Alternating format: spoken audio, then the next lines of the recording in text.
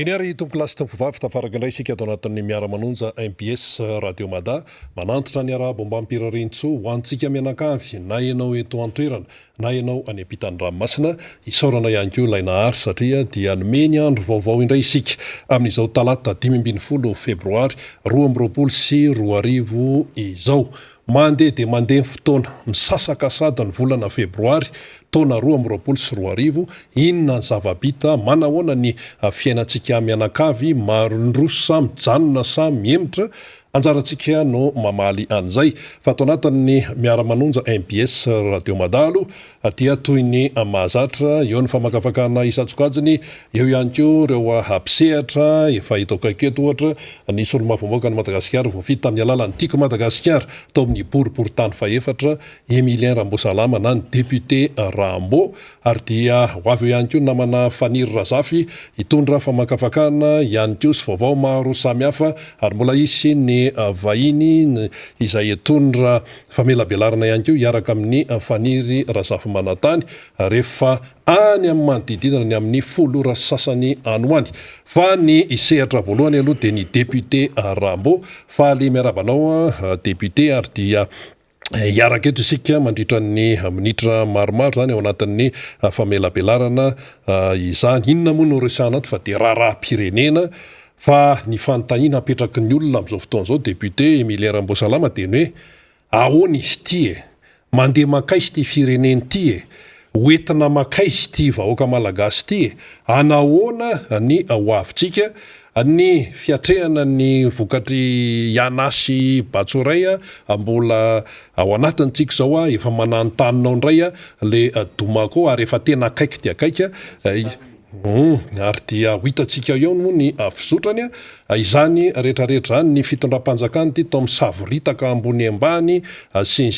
sisa le vahoaka malagasy etsy tsy tantsona izay atao tena hoe désordre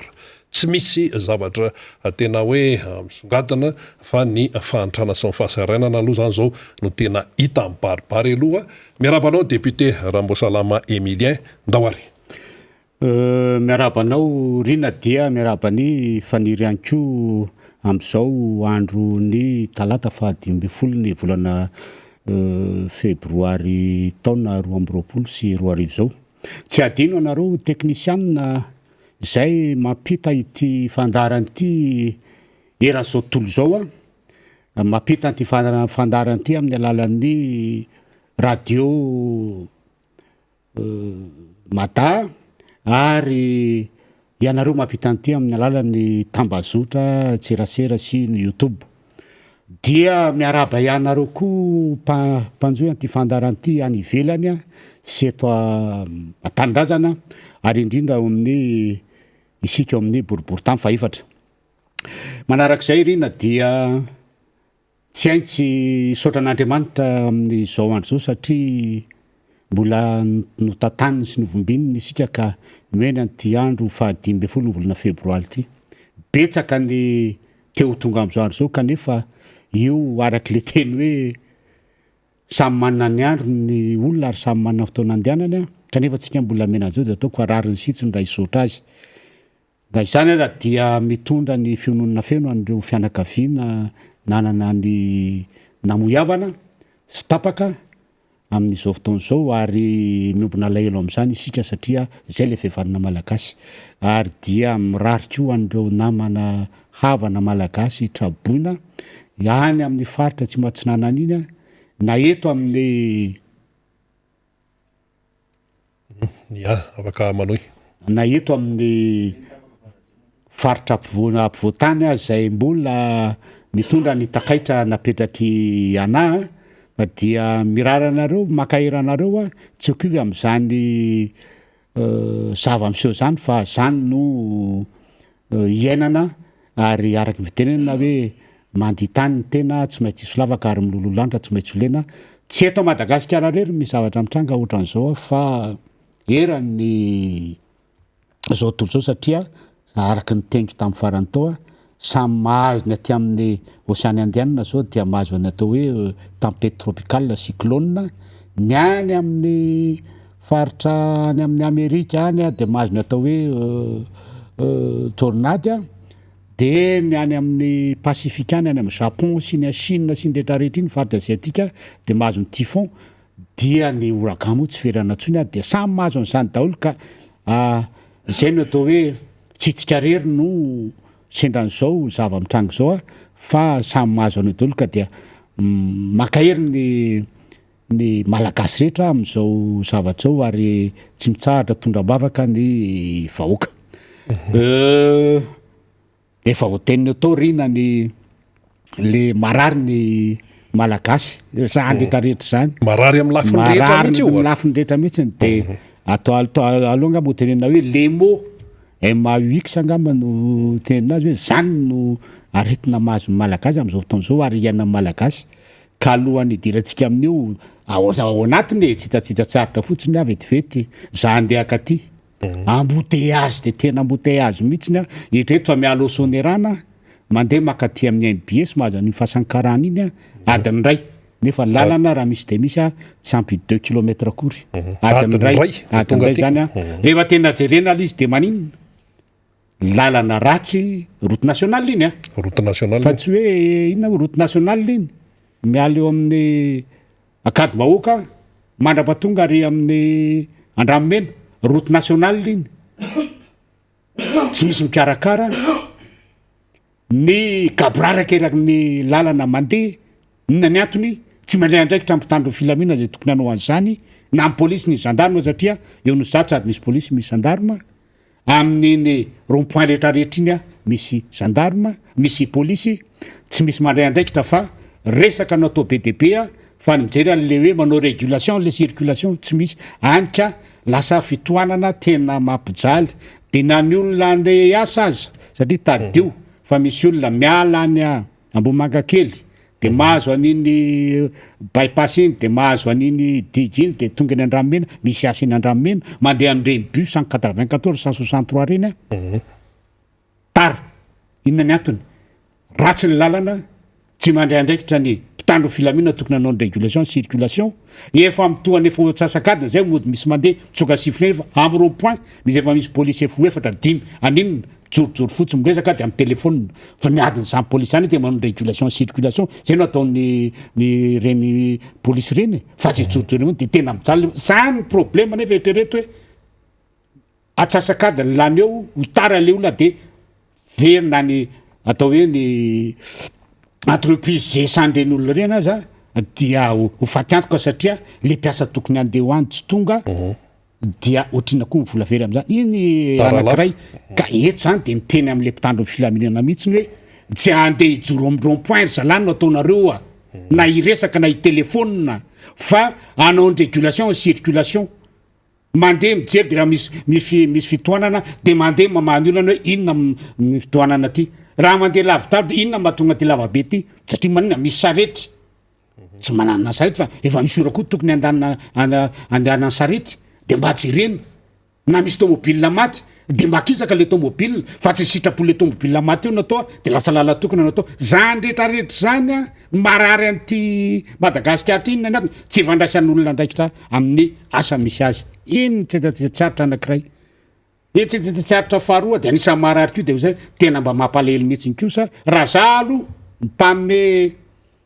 fanampiana ho an'ny trabona za moa efa nanao fa ny anateriko direct fa za tsy anaty trombe jersey zany ny antony de zavatra tsotra jery tamin'ny télé omaly dia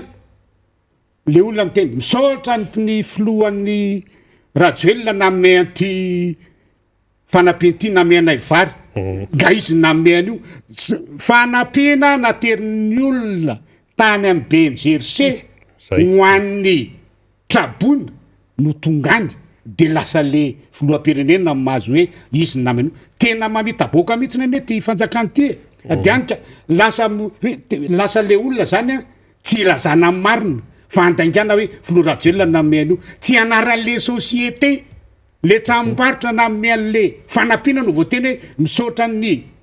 société zao misaotra ny tranombarotra zao namey anay vary menaka savony sy ndrehetrehtra fa filorajelona ny tenenina nefa zavatra nefa fanomezana naterin'le tramboaritra atao amin'ny benjeritse de tokony tenenina aminaraha lehibe le tramboaritra na mializy fa tsy ny filorajoelona ny teneninao inona zavatra me filorajoelonao na zavatra teny ty fanjakana ty zany hoe mbola vola mpanjakana zay vahoaka ny mamerina azy vola omben'ny bailleur de fond zay vahoaka ny mamerina azy no vidanana no rehetra de ho zaraina amty resaka hoe varytsinitsindry sy ny iny izy teo ny varomora rehetrarehetra tya sy ny atao hoe famezana isaky ny fianakaviana ho an'ty fianakaviana ka zany zavatra zany a de tena hoe ohatrany tena tsy mety ny ataony ty fanjakana ty ary tokony eritreritra le vahoaka hoe tsy ny filorajoelona zany manome za varytsinjo anareo sy izany tsy ny benjeriseny nanome anareo fa le société no nanome anareo ary misy manome tsotra misy manome mba zavatra mba hitako mba nety zao a de anarana nety ary zavatra tena tokony alay tahaka dia tenenina ny anaran'le société nanarina alizy hoe société Ratsapaly nanome président Marc Ravalomanana tonga tondra hoe avy amin'ny posiko ny vidianako an'ty tamin'ny tao mananjary fa tsy hoe resaka any ambadika any ka zany zavatra zany tokony alay tahaka zany zavatra zany tokony atao fa tsy fitahana le vahoaka atao resaka récupération politique le zavatra omena de lasa tsy mandeha am'izy de lasa fitahana le vahoaka ary tsy mety zany zavatra zany ny tsetratsetra tsy aritra fahatelo teneny koa de tena nga de tena ny sénateur ao mananjary zany ya vice président sénat zany no sady mpamela laklosy no mpitoroteny no mpitaty rakitra no mpitendro oroka no mpaniditra any sy ndrehetrarehetra inona mahatonga an'le izy daholo mandray an'io rehetrarehetra io a dia lasa mandeha récupération politique le zavatra vizina ara-politika le tena araky ny fitenenina efase dafolo ary tsy misy dikany eo aminy a manomboka hatrany amin'ny lehibe amin'ny fokotany eo amin'ny fokotany ao tapitranana mananjary rehetrarehetra ao a ny mera-moa am'izany dia tsy hita tsy maheno feonga maître coco mihitsy ny anakely aza ny député samy solomava samy olona elo izao a ny député iaja moa de tena efase tsy eny mihitsiny ohatrany hoe tsy olona vao manjary fa ohatrany hoe napetrapetraka atao fotsiny a de rehefa tonga inga sénateur a de efase complètement ny mpiasa mpanjakana mera sy ndrehetrehtra tokony ame andre zavatra ireny a sandray andreny a tsy hita de izy hoe fa de tena tsy mety zany ny fandeha an'ty zavatra ty fa tena arakaraky le fananana an'ty magola ty koa zany no hipetrahano anaovana an'ty zavatra ty ka zavatra ohatran'izany tsy mety récupération politique lasa tompona ndraiky za tokony mandray azy de lasa tsy manao an'azy satria sany le nga sénateur daholo a zay tsy mampandeha ty raharaha ty a ary zay tsy aizan'ty fanjakana ty miasa satria le fametrahana an'le olona araky ny andraiky ny tsirairay avy a de tsy misy tany mananjary zao a rehefa mipetraka mihitsy zay zavatra zay président Marc Ravalomanana tonga de nampianatra mihitsy ahoana ny resaka fametrahana leader sy ndrehetra tany am'izao vony zao de tonga de naaplikeny iny izy tsy izy mihitsy ny andeha hoe anoatra ny atondra Nicolas mandray an'ty de iteny am'ty de tena dy sio télé non mametraky indray mandeha fotsiny izy a de anjara mpiarady amy manatateraka iny a sy akizy rehetrrehetra tao ny tsetsatsetsat tsy aritra faevatra ohatrany magagaga ihany a de ny tondrana ty fanjakana ty ny fitatana ny raharaha mpanjakana hatram'izao fotoana zao a de mbola tsy voatendry ny ministry ny angovo de manao ny arena kibony tany matsy de nga premier ministre no manao intérim efa enim-bolana betsaka zany a efa enim-bolana de aveo a lasa ndraiky ny ministre ny fitsarana de ministre Ranampy a zay ministre ny asa manao an'izy proof zany zavatra zany a fa tsy manan'olona ty fanjakana ty ary mifampiaya satria ny olo manga rehetrarehetra ty Madagasikara ty ve de tsisy azaka ny ministre ny arena kibony tany sy ministre ny fitsarana ny akamaroan'ny mpitsara eto akamaroan'ny mpitsara manam-pahaizana eto akamaroan'ireo avocat manam-pahaizana eto tadeo fa ny ministre ny fitsarana ny frantsay ny ka avocat e de am'ireo ve de tsy misy olona mahavita an'io andraikitra io sa tena tsy fatoko izina satria raha vo olo-kafana eo voaka daolo anaty vilany rehetra satria zavatra tsy milamina aneo sady le ministera tena goavana be sady ministère de souveraineté ozy izy fitenenany ary io ny tsarany avy any velany toetsainy malagasy ny rehetrarehetra satria zany fitsarana sy ny fitomboka sem-panjakana zany tena goavana be ary anisan'ny itarafan'ny firenena anankiray ny mahafirenena anankiray ny firenena anankiray ka zany zavatra zany de zay eto zany manahy hoe ny intérim io de lasa ho définitif nefa rano io dia raha nampy no lasa définitif ao sady ho ministeran'ny no ministreny asa no ny fitsarana de tadeo fa mivadiny ministra Ranampy no présidence ny inona daolo ny dikan'izany zany raha hoe ary io présidence io tadeo fa efa mpitsara ambony tao amin'ny haute cour constitutionnelle tamin'ny niaraka tamin'ny nga Éric Arakotarso ary le ranga président ny CENI am'izao fotoana io no ordonnateur secondaire ny ACC tamin'ny andro nga Éric Arakotarso zany hoe mpitatana vola sy miresaka fitantanam-bola sy ndrendrera atao amin'ny ACC zay tiako ny manamarika eto fa nandefasana fitsitriana nataony inspecteur ny inspection d'état izay tsy hitany nefa rany le fitsirena tao le inspection tao fa iny mombola andala-pikarona eo namarina vandeha litsy satria matoa ataony inspection de misy zavatra tsy milaminao de zany zavatra zany mety ahina daoly am'ty resaka am'ty fitantanana ty raharam-panjakana ty tsetsatsetsat tsy haritra reny mba hisarahana sariana ny sain'ny olona fa hoe zany ny zava-misy ary araky ny tenina atao hoe inona zany ny hevitra zandretraretra zany de za hoe ny hevitra zandretraretra zany dia tsy laminy ty resaka fifidianana am 2023 ty raha zany zavatra zany no tanteraka eto amin'ny tany sy mifanjakana satria lay mpitsara lay ministre ny fitsarana de tsy maintsy iomba ny fitondrana ilay présidence-ny am'izao fotoana zao dia atao hoe manana araky ny fiteny misangisangy moa hoe manana dette morale amin'ny olona mpanendry azy de tsy anana an'izany hoe indépendance ny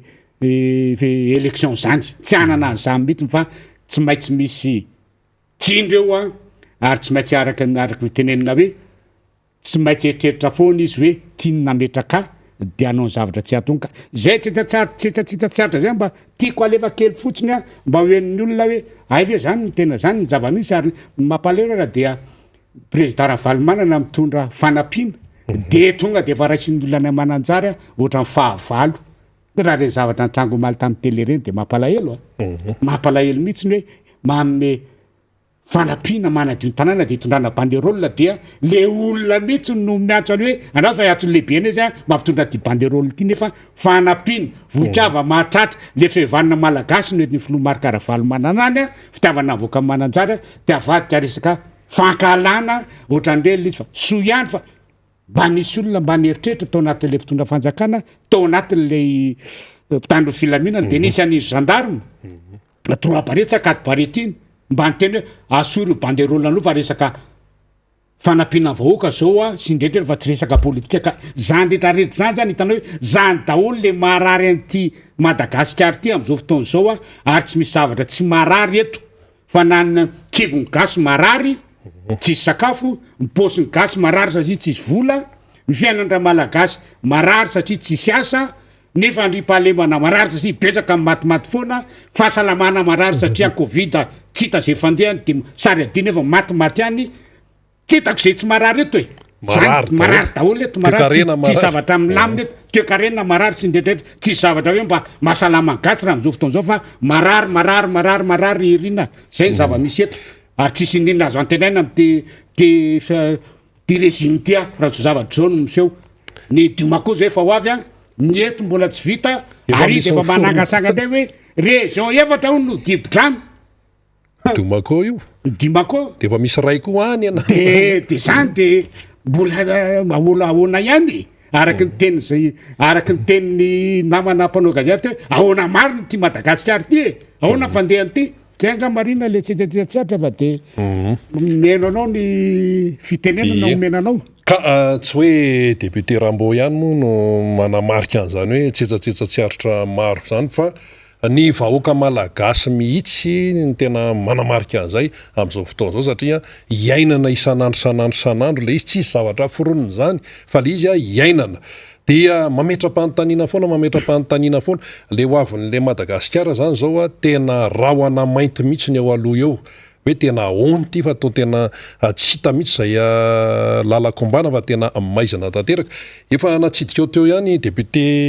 Emilien Rambosalama ny resaka fifidianana resaka lista électoral mahabe resaka izy io raha ny zava-misy aloha any amin'ny fokotany any tsy fantatra tsony hoe ahoana fa misy zany zao ny olona nandeha nakany amin'ny fokotany teto Antananarivo hoe mba hijery ny anarany de miverina fa tsy mbola misy an'izany aty toerana ray teto Antananarivo vomaly io de hoe ahoana ary zany nefa le daty ato efa mandeha any hoe hatramin'izao ny farany fijerenany anarana ny anaty listra de ao zany no tenin'ny olona hoe resaka be no mandeha zany fa ny tena réalité tsy arakaraka ilay tenenina ahoana ny fahitanao an'ity resaka listim-pifidianana ohatrany hoe tsy hita zay ahoana sy ahoana ity zany ny zava-misy rina ary za tsy akalavitra fahito amin'ny boribory tamy faefatra zay nahalany aho solombavam-boaka no tenenitra inona ny zava-misy amikasika an'ity liste électorale ity ny atin'io liste électorale io ane de mba isiny ny fifidianana mangarara sy fifidianana ekeny rehetra amin'ny taona 2024 zay anaovantsika ny fifidianana ho filoham-pirenena sy fifidianana ho ben'ny tanàny ary io liste électorale amin'izao fotoana zao io dia liste électorale mitondra koa ny amin'ny fifidianana ho solombavam-bahoaka amin'ny taona 2024 ary io liste électorale zay atao amin'izao fotoana zao io de efa voarakitry ny lalàna fa hoe tokony atao isaky ny folo taona de resaka avozina mihitsy le izy zany avozina zany refonty atao hoe fijerena hoe zao fa tena refonty moa izy te fa tena hovana tanteraka mihitsy dia mila jerena isaky ny tokatrano ao amin'ny fokotany zay olona ao tokony ifidy zany zany hoe manana le âge majeur tokony ifidy zany tadio tsara rena fa ny fifidianana zany ny tena ain-dehibe ny firenena zany satria ao anatin'ny fifidianan'io manomboka any amin'ny fokotany mandrapatonga any amin'ny filoham-pirenena no izy jeren'ny vahoaka isafidianan'ny vahoaka ny olona hitatana ny raharaham-panjakana manomboka any amin'ny fokotany zany de mandeha any amin'ny commune de mandeha any amin'ny faritra de mandeha amin'ny solombavam-bahoaka de mandeha any amin'ny filoham-pirenena zany hoe raha vo resaka fitatanana raha-mpanjakana zany ka tafiditra anatin'le hoe collectivité territoriale décentralisée dia tsy maintsy mandeha am'izay fifidianana izay nenona nefa ny zava-misy dia raha eto amin'ny boribory tamy faefatra lazaitra manampy le teninao tao dia hoe on fokotany anankiray on fokotany zava-misy zany hoe stakady-bahoaka zao androany 15 ny farany androany 15 ny farany fa nandeha tany ny on fokotany ny hoe stakady-bahoaka zay namano amin'ny fiasa ao amin'ny piasa ao amin'ny fasankarana ao amin'ny gararotero de tonga de niteny fotsiny le président fokotany sy hoe sy ny piasa io zany hoe efa tsy atsony le lista fa efa naterinay omaly fantany zany fa timareo olo reo de lasa natao an'izay ohatray koa zany le tary hoe tsisy an'izany tsony ato dodra mampalelo satria ny aretage le izy any tsy omaly fa ny aretage le izy androany zany hoe vitany androany de atao any aretage-ny eo any amin'ny sony 14 maly fa androany 15 androany tokony mbola andray hoe iza no de olona tokony ampidirina ato olona 12 taona miakatra ka manana karaha-panondro ao amin'ny fokotany misy azy izy ao amin'ny fokotany resaka hoe stakady-bahoaka de mitonga de mijery hoe ty de tokony soratana izy raha tsy ao zany zava-misy eo zany hoe zao. zao Ary mino fa tsy fananina anankiray. sa hoe tonga de ahoana fotsiny nefa fantatra hoe 15 De andrasy fa ho teneniko anao rehefa inona le izy dia ao amin'ny fokotany 3J Sonerano nanomboka tamin'ny mois de décembre le président fokotany amin'ny fito maraina ny ombro de amin'ny fito sasany de lasa atsasakadiny de ny liste électorale anetranony le dala anetranony de rehefa tadiaviny anetrano izy tsy ao fa mandehandeha foana inona ny antony io fokotany 3J io de tonga de miteny mahitsy be zany fa tsika ao amin'ny tiako Madagasikara no betsaka mpifidy eo ary io fokotany 3J io rehefa mandeha fividiana reteto de tsy maintsy ny tiako Madagasikara foana no mitarika ary kara lavitra be de afenina mihitsy le liste électorale de tsy hita anga président fokotany fa lasa mandeha président fokotany mitendreny io zay zao le vokatra le tsy fidina le fokotany ao amin'ny fokotany nanosy be 2 4e dolo zany inona ndray mitrango ao dia any am'le président fokotany ko le liste électorale de mandeha ny olona mijery de tsy misy an'izany ato amin'ny secrétaire efa vazavazany olona le président fokotany de atsona ny trano aza mavazavazany efa tongavany eo de trano de trano afaka mijery ahoana rangatiny misy an'izany liste électorale ka ny trano vangany brao ao amin'ny bron toko de le CLRE zay petraky ny zareo any zany nefa mahazo resaka président fokotany de hoe tsy misy an'izany ato rehefa terena zany olona ka mitabataba ny olona de zay vao hoe aza mba mitabataba fa tongavy anao ny trano mijery an'le izy hitabataba ny olona ko tsy araka ny tokony izy zany ny zava-misy amin'ny santionany amin'ny fokotany eo amin'ny 4e ato akazotaona sy mavely le to atsinanany eto de ohatran'izany ko le CLRE tokony mitana an'le izy de miteny hoe zany de amonjy copie faux be fa tsy mitra bro andro fa de eo nareo fanganjara ny CLRE manao zany copie faux be zany copie faux be zany ane an'ny arrondissement de tsy hita mihitsy le raha matompanao an'io président fokotany mialala pa zany zava-misy zany hoe fanahinina misitsy zany atao tsy ho hitan'ny olona lay liste électorale refontle izy mba tsy ho dafolo ny olona rehetrarehetra zay tokony hifidy ary ny tena mampalelo amin'izy de zao efa fantatry le président fokotany hoe reto ny fomba fitondrana reto ny fomba mpanohatra dia tsy aseho any an'ilay olona pomale ato mpanohatra mihitsiny le liste électorale fa zay tsy azo ny elana ihany fa ny ary amin'ny pomban'ny fitondrana no mahazo mijery alizy ary misy ary de amin'ny alina mandeha makany amin'ny tranondreo président fokotany reo ny antony de président fokotany no tendrena dafolo reo ary président fokotany tsy sa mandray andraikitra fa matahotra hoe soron'ny préfet de police n'Antananarivo amin'ny asany sy ny chef district dia manao tsy fanao zany zavatra zany ny zava-misy ary miverina amin'ny ny fanojo mihitsy ny amin'ny nataony ny azo vemomaly raha izany ny zava-misy dia tsy misy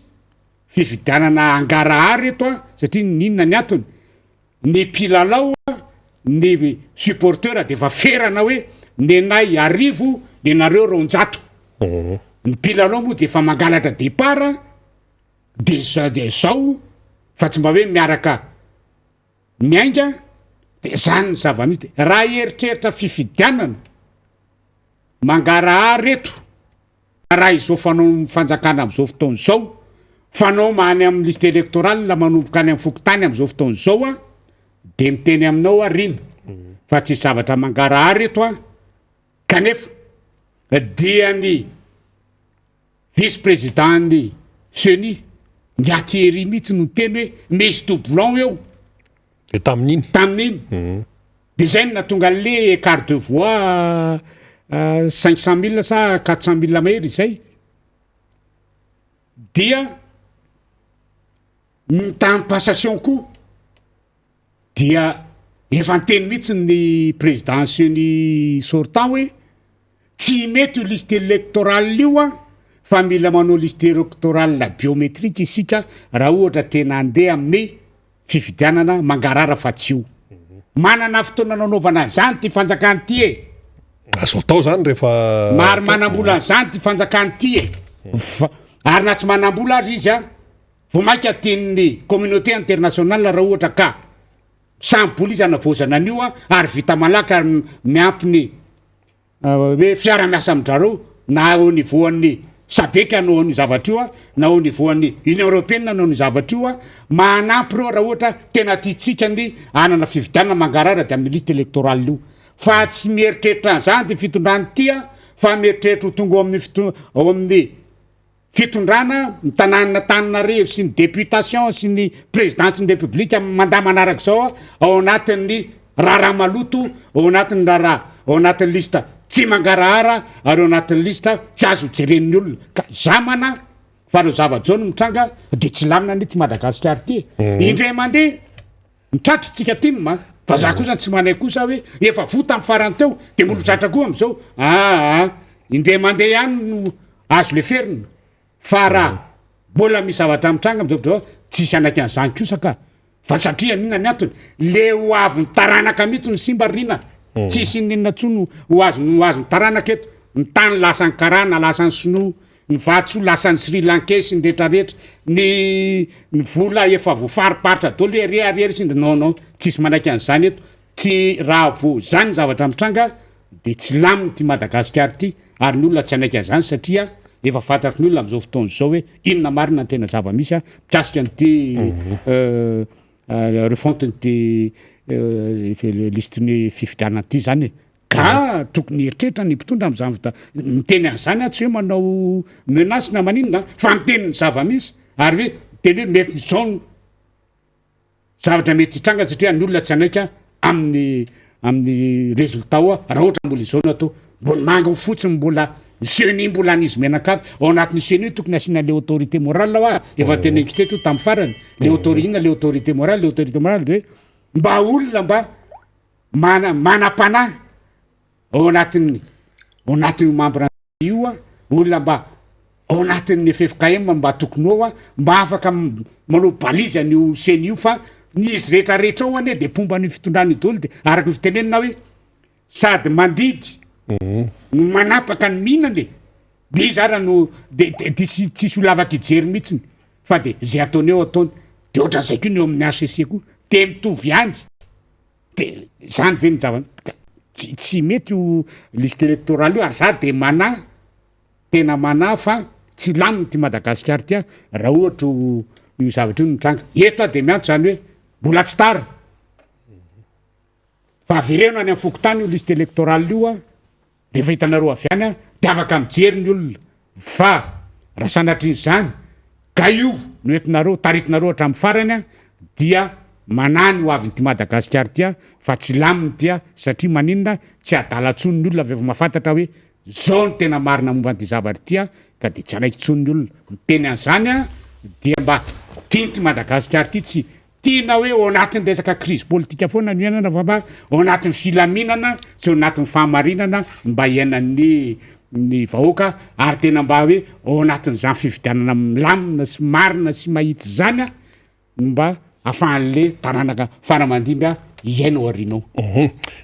amezantsika le resaka liste mpifidianana député Rambosalama Emilien io misy olona manamarika hoe eto Tananarivo ara ao amin'ny 4e arrondissement ara zany ny zavatra miseho zany amin'ny resaka hoe ty resaka liste mpifidianana ty a maiky zany fa ny any Kodaoda any ray zay faharoa maiky zany fa ny amin'ireo toerana dibo-drano zay a potika ny sekoly potika ny fiangonana potika ny fambolena mbola ao anatin'ny fanarenana ny olona le lalàna nefa 15 février dia ny ato manao ny ataony a manao zay tsy mombana tsara zany an'ilay liste mpifidianana araka ny teneninao tao a ny any amin'ny faritra lavitra andrinany ny tapaka ny lalana sy ny sisa tena hoe tsy fantatra tsony zany zay avoaka de hoe ahoana zany ny liste électorale ivoaka avy any amin'ireny faritra izay a tena hoe isolé reny a na enclavé ohatra fotsiny zay fanamarin'ny olona mariny zay anao zay a ary mipetraka mihitsy le hoe ny eto Antananarivo ville aza zany ny zava-mitranga maika fa ny any ambany ravikazo sy ny anaty rano rehetra zay indrindra anaty rano sy ambany ravikazo sy ny rehetrarehetra any amin'ny toerana tsy tonga ny fitaterana tsy misy atao hoe informatika matanjaka sy hoe nouvelle technologie matanjaka reny zany a de tena mametram-panontaniana ary zay midika hoe raha tena mpitondra tena mahay ty mpitondro ty sy tena mahay tena fitantanany raha ty mpitondro ty a de zany zavatra zany efa tokony efa nijerena de melo efa naanticipeny zany a efa nijerena satria tsy hoe tonga vo zao zany zavatra zany a fa efa isaky ny taona misy cyclone foana ary efa nisy tam fividiana teo efa nisy olana de efa nisy niteneniny vice présidentieny sy ny présidentieny mamisy problème de listia dia mpitondra am'izao fotoana zao a manam-pahaizana be reo baka plus PDP sy manana cerveau reo avy de tsy atakatra hoe an'izany hoe ny zavatra nitranga teo de misy atao hoe retour d'expérience zany ny zavatra nisy teo a de mila tsaraina de hoe raha zany ny zava-nisy a inona ny zavatra tokony atao zany a amin'ny zao satria andeha ny fividianantsika zay mele izy fa mpitondra am'izao fotoana zao a tsy meritreritra an'izany fa arak'le fitenenina arak'le tenaiko lave tenaiko foana eto hoe ty mpitondro ty a dia resaka pilotage à vue ty fa tsy manana tena cap sy manana tena hoe projet de société enjana sy mipetraka tsara fa resaka mandeha tandrametraka mandeha kely fotsiny a de arakarak'izay obstacle a ino ny elana de ino tondrana vahaolana ino zava-misy a de ino tondrana vahaolana fa tsy mba misy mihitsy ny zavatra tena matotra sy tena mipetraka hoe raha izao no mitranga de inona ny vahaolana maritra inona no ataotsika fa manao ohatra lefa le mpanao fanorona tsy mahay ty tetika andalana zay mandeha de okalofa mbola miandry kely fa rehefa tena mpanao fanorona tena mahay manao a de tonga de fa vo manoko i tak tonga mandeha de fa miteny izy amin'ny farany telo sy roa io resy anao de ahoana tairoary fa ty tsy manao zava mandeha kely ndray mandeha de okaloha raha makato de makay maty zany eny ty tsy matotra ary tsy mahay mitatana ny raha-pirenena zay le tsy famatoro an'izay de zay de zao no ataony pilotage nitondrana ny raha-firenena de zao no ataony ya mazava zay efa maraparasika député Rambosalama Emilien somary tiako somary velarinao ihany eo am'le resaka hoe tsy faiza mitatana tsy fahaizana mijery teny melo sy ny sisa amin'ny akapobeny mihitsy io zany raha ny ato amin'ny firenetsika mba mety afaka hazavainao misy hoe zay a hitondranao hoe tena ohatra tena hoe mivaingana azahoan'ny olona zay le hoe tena hoe tsy faiza mitatana mihitsy ty raharaha ty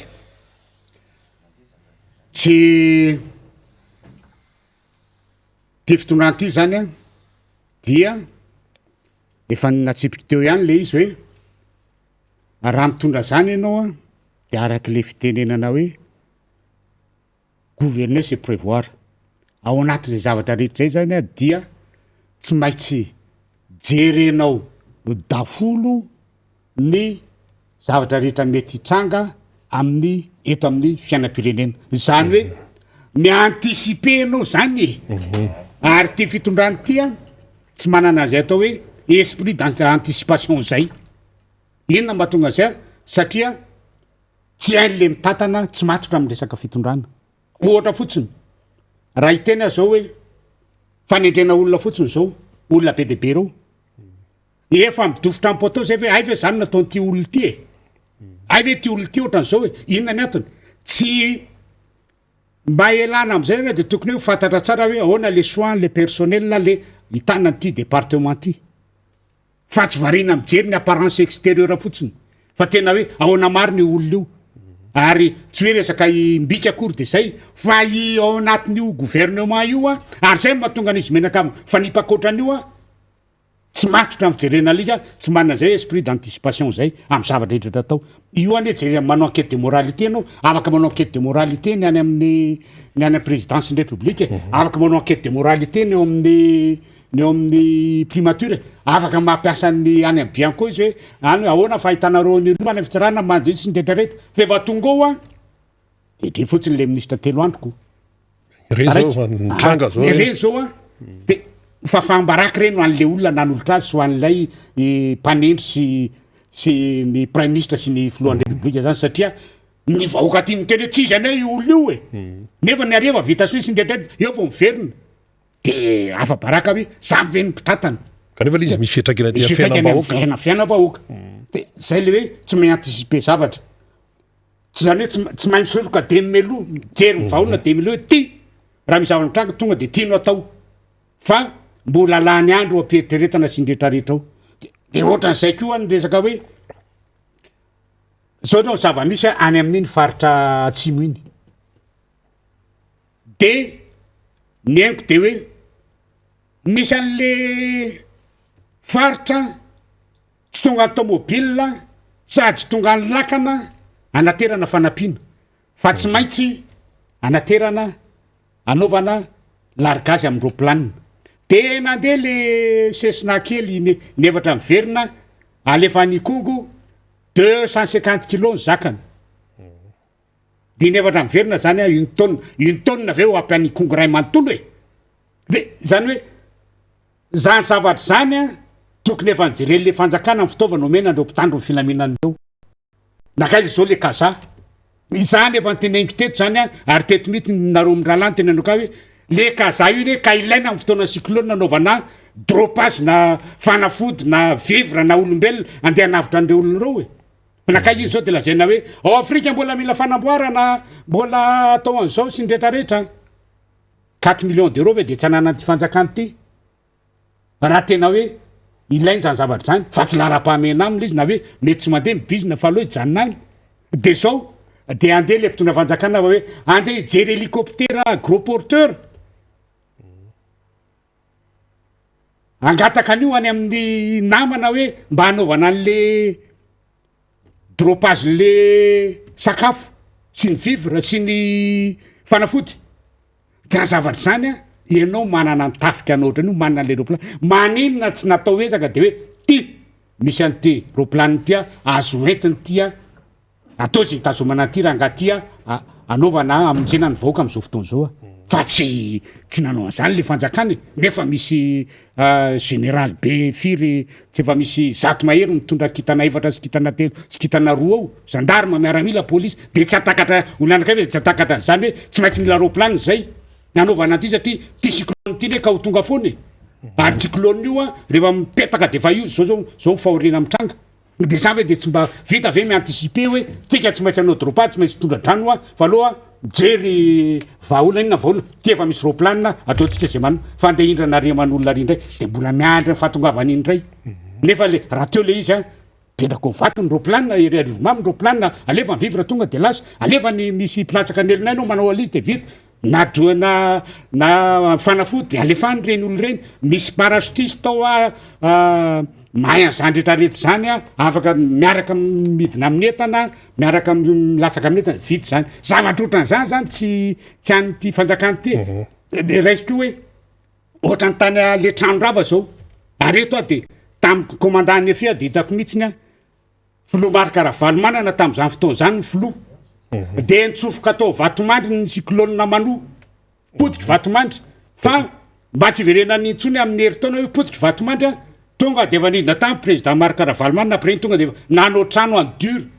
mahazaka rivotra tsy ndretrarehetra fa le trano natao président ny am'izao fotoana zao na tsy maninona mihitsiny zany natao hoe manana le esprit d'anticipation fa ny tya tsy zany fa mizarazara kely etsy ananina kely ary zao fa raha tena izy a de efa mijery an'izany zavatra zany a fa tsy manao resaka efa midona am-potao a zay vao misy zavatra atao dona am-potao zay vao mitady vaolona fa zany zavatra zany a zavatra kelikely ohatran'izany zany a tokony efa mba jereny zany natao hoe faiza mitantana zany natao hoe gouverneur c'est prévoir zavatra de mitondra vaolana sy miaraka amin'ny mesure d'accompagnement rehetrarehetra fa tsy manao resaka tematemaka ohatrany a de manao resaka ohatrany hoe manao spectacle zay zany mahafinaritra an'ty fitondrany ty fa tsy tena mijery an'le fond le tena marary an'le olona fa ohatra manao fampisehoana de miseho hita télédôle izy rehetrarehetra mizara sakafo mijery alesana le orange mampirevy de ny sasany manao zarery miteny eto za sady mizara sakafo no migerer stoky no arisiny rehetrarehetra zany zavatra zany a no mitranga amty fanjakany ty de raizaraisohatra fotsiny koa problème mandrisaka hoe ady nisy samisy eo ady nisy samisy eo tsy azo fenina tsy azo fenina de zany zavatra zany hoe zay mahatonga ny teny hoe ty fitanana ty a de mpitondra tsy matotra mpitondra tsy manana autorité ary mpitondra tsy mainty tantana ny raharam-panjakana fitondram-panjakana manana autorité ve izy de raisy fotsiny zavatra mitranga am'izao fotoana zao famaliny afaka mifamaly samy eo amin'ny TGV dia afaka miteny marina ny député sasa miteny de avy eo atonga de tsetsemana fotsiny dia jereo am'izao fotoana zao ny tenina voakany solombavavoaka Madagasikara eny amin'ny boriboritany fahiny fadimy mba ministera amin'ny fitsarana zany zavatra zany zany hitanao hoe tena mpitondra tsy manana ny autorité ty fa tena tenitenen'ny olona miteny vice président ny assemblée avy voafidy avy faritany Fianaratsoa ary tena hoy za hoe tena raha ohatra andreny dolo raha angaty iny député RD de mandroso ty Madagasikara ty satria tsy miraharaha zay hoe politika de tsy azo tenina fa tena le marary ale vahoaka ary vahoaka mifidy azy de hoe zao marary anay a ka tsy priorité zany téléphérique zany a azo zany zany mba tao manaraka fa tena mba ataovy kosa no lalana sy ny zany zay mahasomy vahoaka fa téléphérique zany ane olona fijitrany mahazo tombotsoa am'zany fa tsy ny vahoaka ray manontolo ary raha efa teneniko foana ao a raha io 152 millions d'euros io raha ho any Antananarivo fotsiny 192 de manana 13 milliards izako mifoko tany inona tsy ho vita amena atao zany zavatra zany tsy diboka antsony reo faritra iva rehetrarehetra io ary mety mahavita trano lehibe anankiray efa manina satria cyclone tsy maintsy andalo a de efa manina zany trano zany a hoe raha misy ny cyclone ato mitsofoka ny traboina fa tsy makany ampianarana antsony a sy makany ampiangonana antsony satria manjary mijanona ny fianarana azo atao zany fa zany rehetrarehetra zany hoe tsy manana l'esprit d'anticipation mihitsy ty fa tonga de mandehandeha am'izao fotsiny hoe manao spectacle fotsiny ny ainy ty fa raha eritreritra zavatra zany tsy misy de zany de ohatran'izany zao a raha ohatra hoe tsy omena Antananarivo indray le vola fa eritreretra hoe 152 millions d'euros zareo amin'ny district roapolo am'zato indray dina tsy ho vitan'izany ka zany zavatra zany zany tenenga i solombavambahoaka honorable Brunel de marangitra ny filohan'ny république io fa inona no zavatra mitranga am'izao fotoana zao any amin'ny faritra any tsy solovavany i député Brunel fa aleo izy no iteny azy fa samy misy samy tezy ve de aleo izy ijery any de hoe marina ve miteny manana raison ve le député miteny an'io hoe tsisy lanan'zany téléphérique zany ary zany miteny hoe raha mola am'izao fotoana zao tsisy lanan'zany ary tsy amaolana resaka embouteillage to zany fa hitraitra fotsiny na ary neto de fa nanalainga fotsiny malagasy hoe tsy misy volam-panjakana io fa averina fa volan'ny vahoaka mandeha mitany anonga tsy vola ary raha sanatry zany ka tsy feno araky fiteniny am'izao fotoana zao hoe raha tsy feno versement raha tsy feno remboursement io de aiza anao ka mifanjakana ary io hoe de ahitan'zany hoe 40 000 passager isaky ny aniny zany odoy mampime ka zay teneko hoe tsy manana zany atao hoe esprit d'anticipation zany ty fitondrany tya fitondrana tsy matotra na amin'ny zavatra misy io satria ohatrany zavatra kitoto daholo ny zavatra mitranga rehetrarehetra ao ary tena fanjakana tsy manana autorité satria samy manao adalana dafolo fa reny ribiky reny jerefo poussena andeha anao démission satria inona ny antony tonga de miteny hoe ela reny nanao an'io fa de atao lao de melala fa tsy anala baraka anay la zay io fa eritrereto hoe raha tafiditra tao misy tafiditra tao ny ray am'ireo exécutif areo ary zany ny zava-misy ary zany mahatonga an'ireo ministra am'izao fotoana zao tsy namanao adalana takininina azy de tsy sahany lehibe an'ny exécutif amin'ny manala azy satria manino miaraka amy saosy fakahita dossier sokona fakahita teo izy fitenenana de tsy afaka manao hoe raha vao miala eto a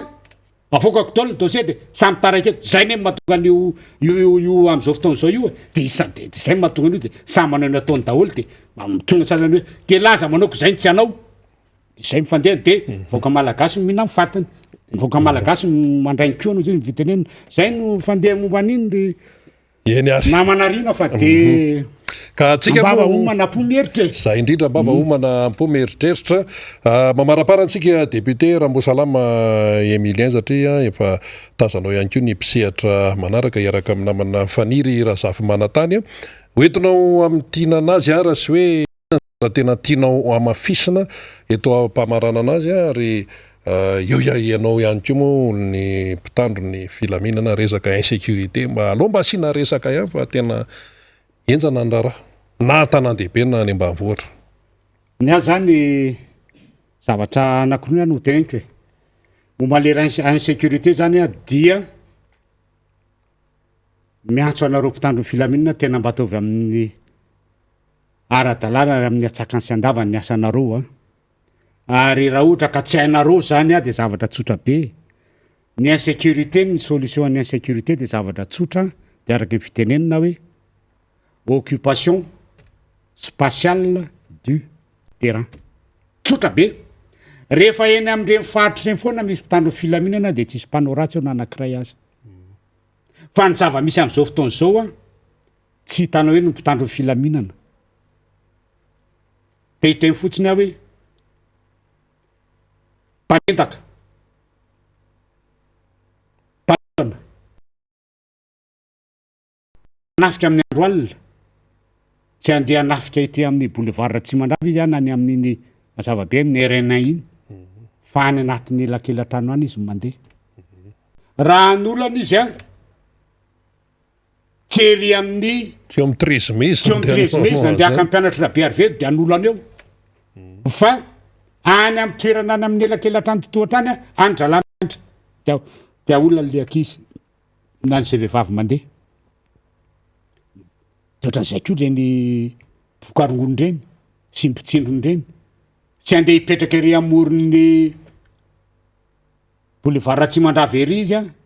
eny izy no hipetraka de hoe nandeha vokarongony na izy no hitsindrony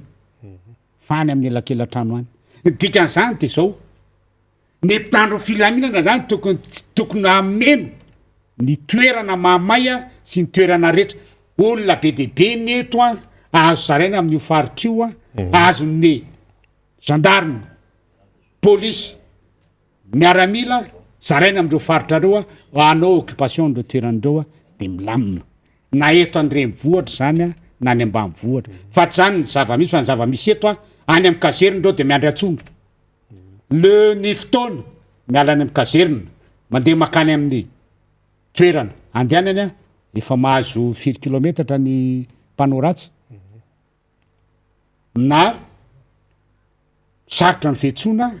na tsy manana moyen ny mpitandro filaminana diona atao dikan'izany zany hoe efa tokony efa misy atao hoe prépositionnement mipetraka any zany a na patrouille en permanence mipetraka any a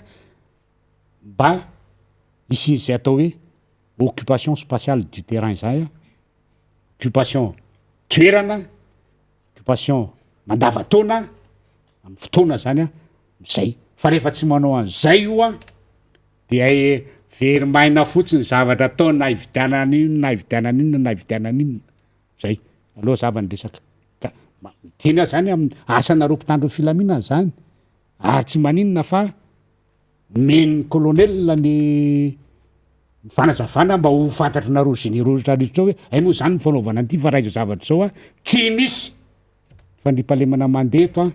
fa dia na ny galonanareo iny araka nefa zao ny fandripahalemana de enjehan'ny olonareo hoe be galona nefa tena zao raha fandripahalemana andrenivohitra sy ambanivohitra zay ny voalohany faharoa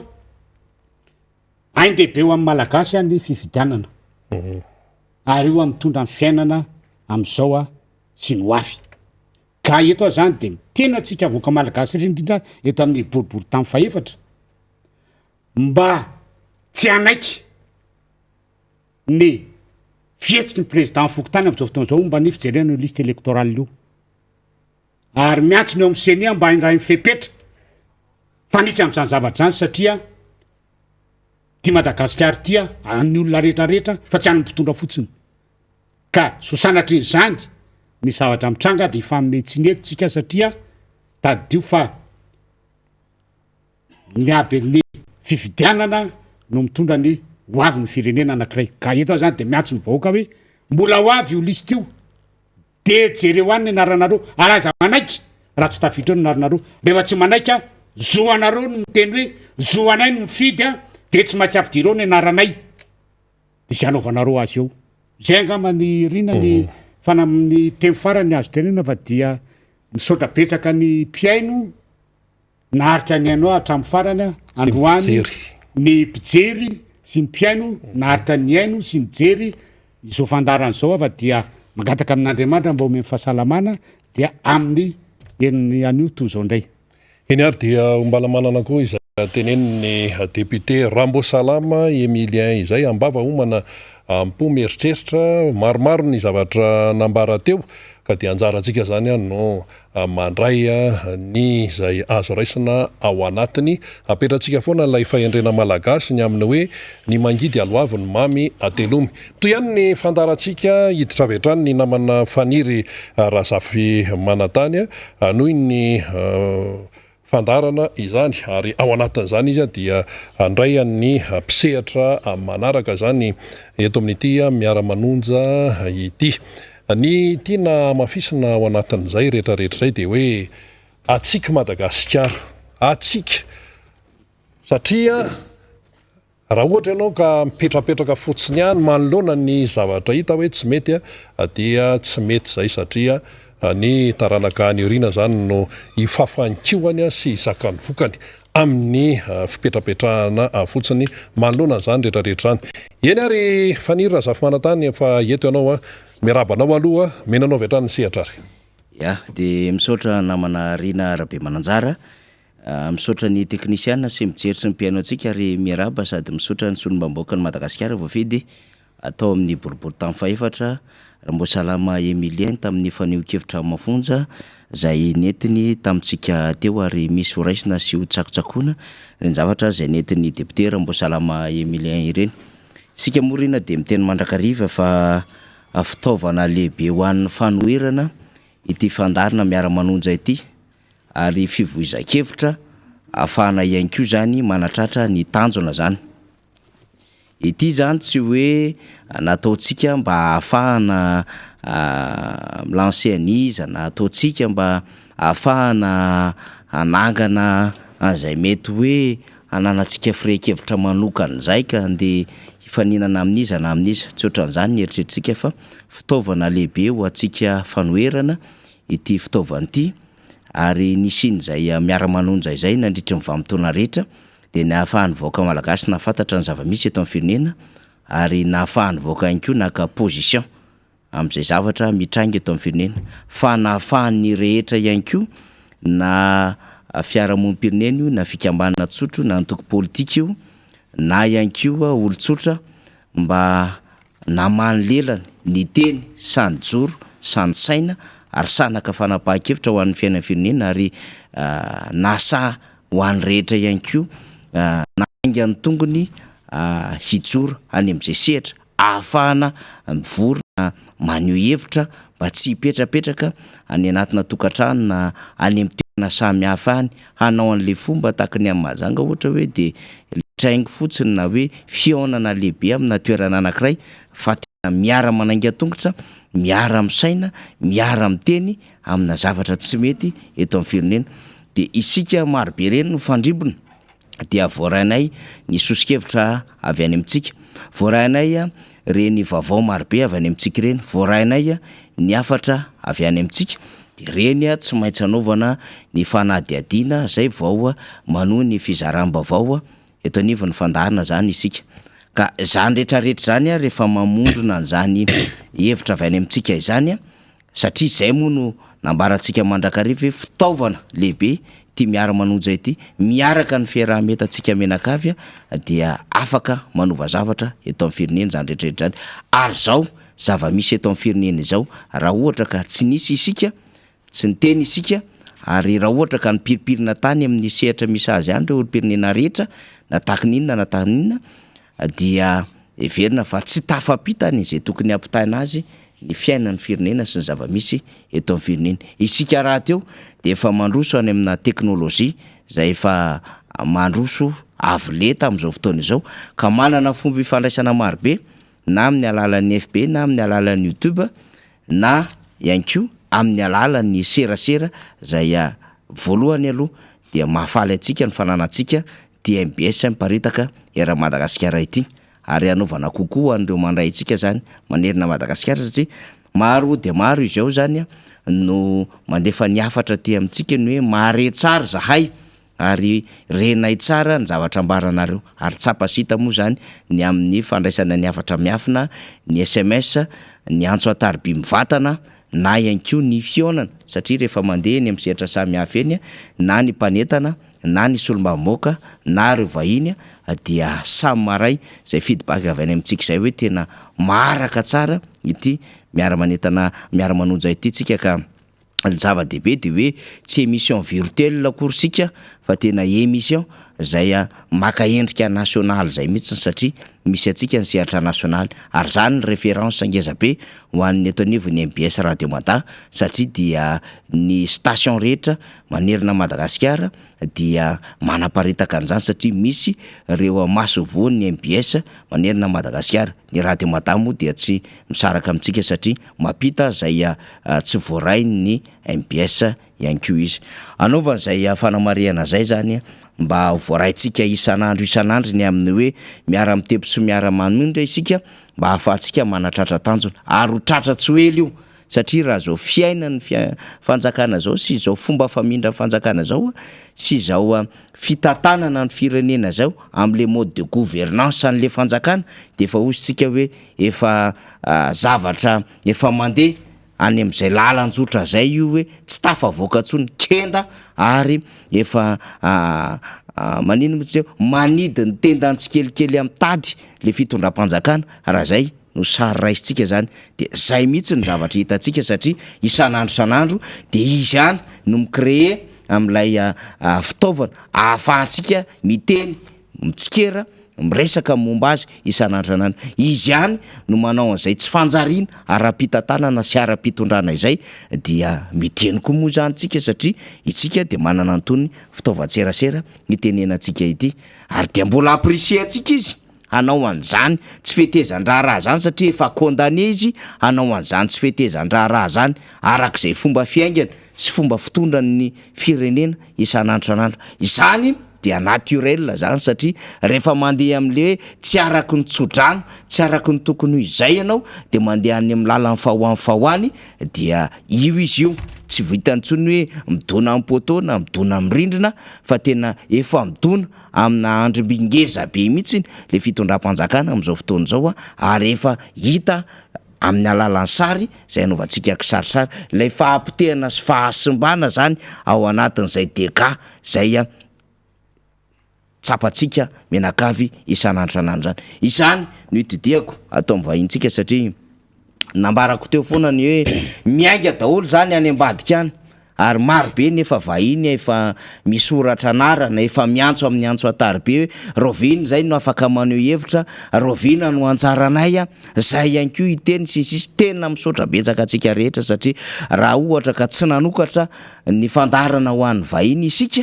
de hoy isika hoe mety samy mipiripirina tany isa-tokantrano tanytsika fa isika de manan-kevitra ary tehiteny momba n'ity fiainan'ity firenena ity de miteny tsy mijoro sika de zava-dehibe zany ary efa zany raha teo no fomba fiasa vaovao netin'izao miara-manondro zao mba tsy ho an'ny mpanentana sy ny solombavam-bahoaka sy ny birao politika sy ireo vondrona hafa ihany ny iresahana ny raharam-pirenena fa ho an'ny olon-tsotra ho an'ireo rehetra sy mivondrona zay manakambara de zao zany zao zavatra ataontsika zao de fanokafana an'izany rafitra ngezabe ho an'ny fotom-pisainana, ahafahana miteny, ahafahana mijoro, ahafahana ihany koa mitondra ny anjara biriky ho an'ity fireneny ity. De mbola toy izanay zany ary efa maro be itsika eo fa mandrafitra an'izay moa zay sy namana rina miaraka amin'ireo solombavambaoka hoe ahoana no ahafahana mampiditra tsikelikely andreo vahiny sy andreo olona zay manakambara eto anivony zany firenena izany. Rehefa avy eo de mbola resaka amintsika ny fanadihadiana sy ny vaovao samihafa fa aloha tonga de raisitsika ny foloan'ny fivato na ny fiarametany vondron'olona afaka tompona andraikitra.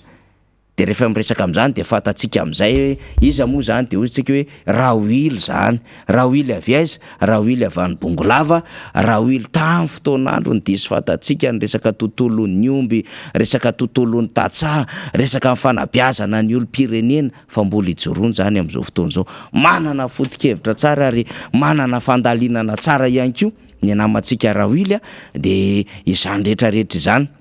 ny hoe raha antsika azy mamakafaka mihitsiny satria tsy ny eto andrenivohitra ihany na manodidina ny hoe chef-lieu de province ihany ny akarotsika fa aleo ihany koa mba hiteny ny any anaty ravikazo rehetrarehetra any de zay no nampiakarantsika ny Zokobe Raoily amin'ity androany ity.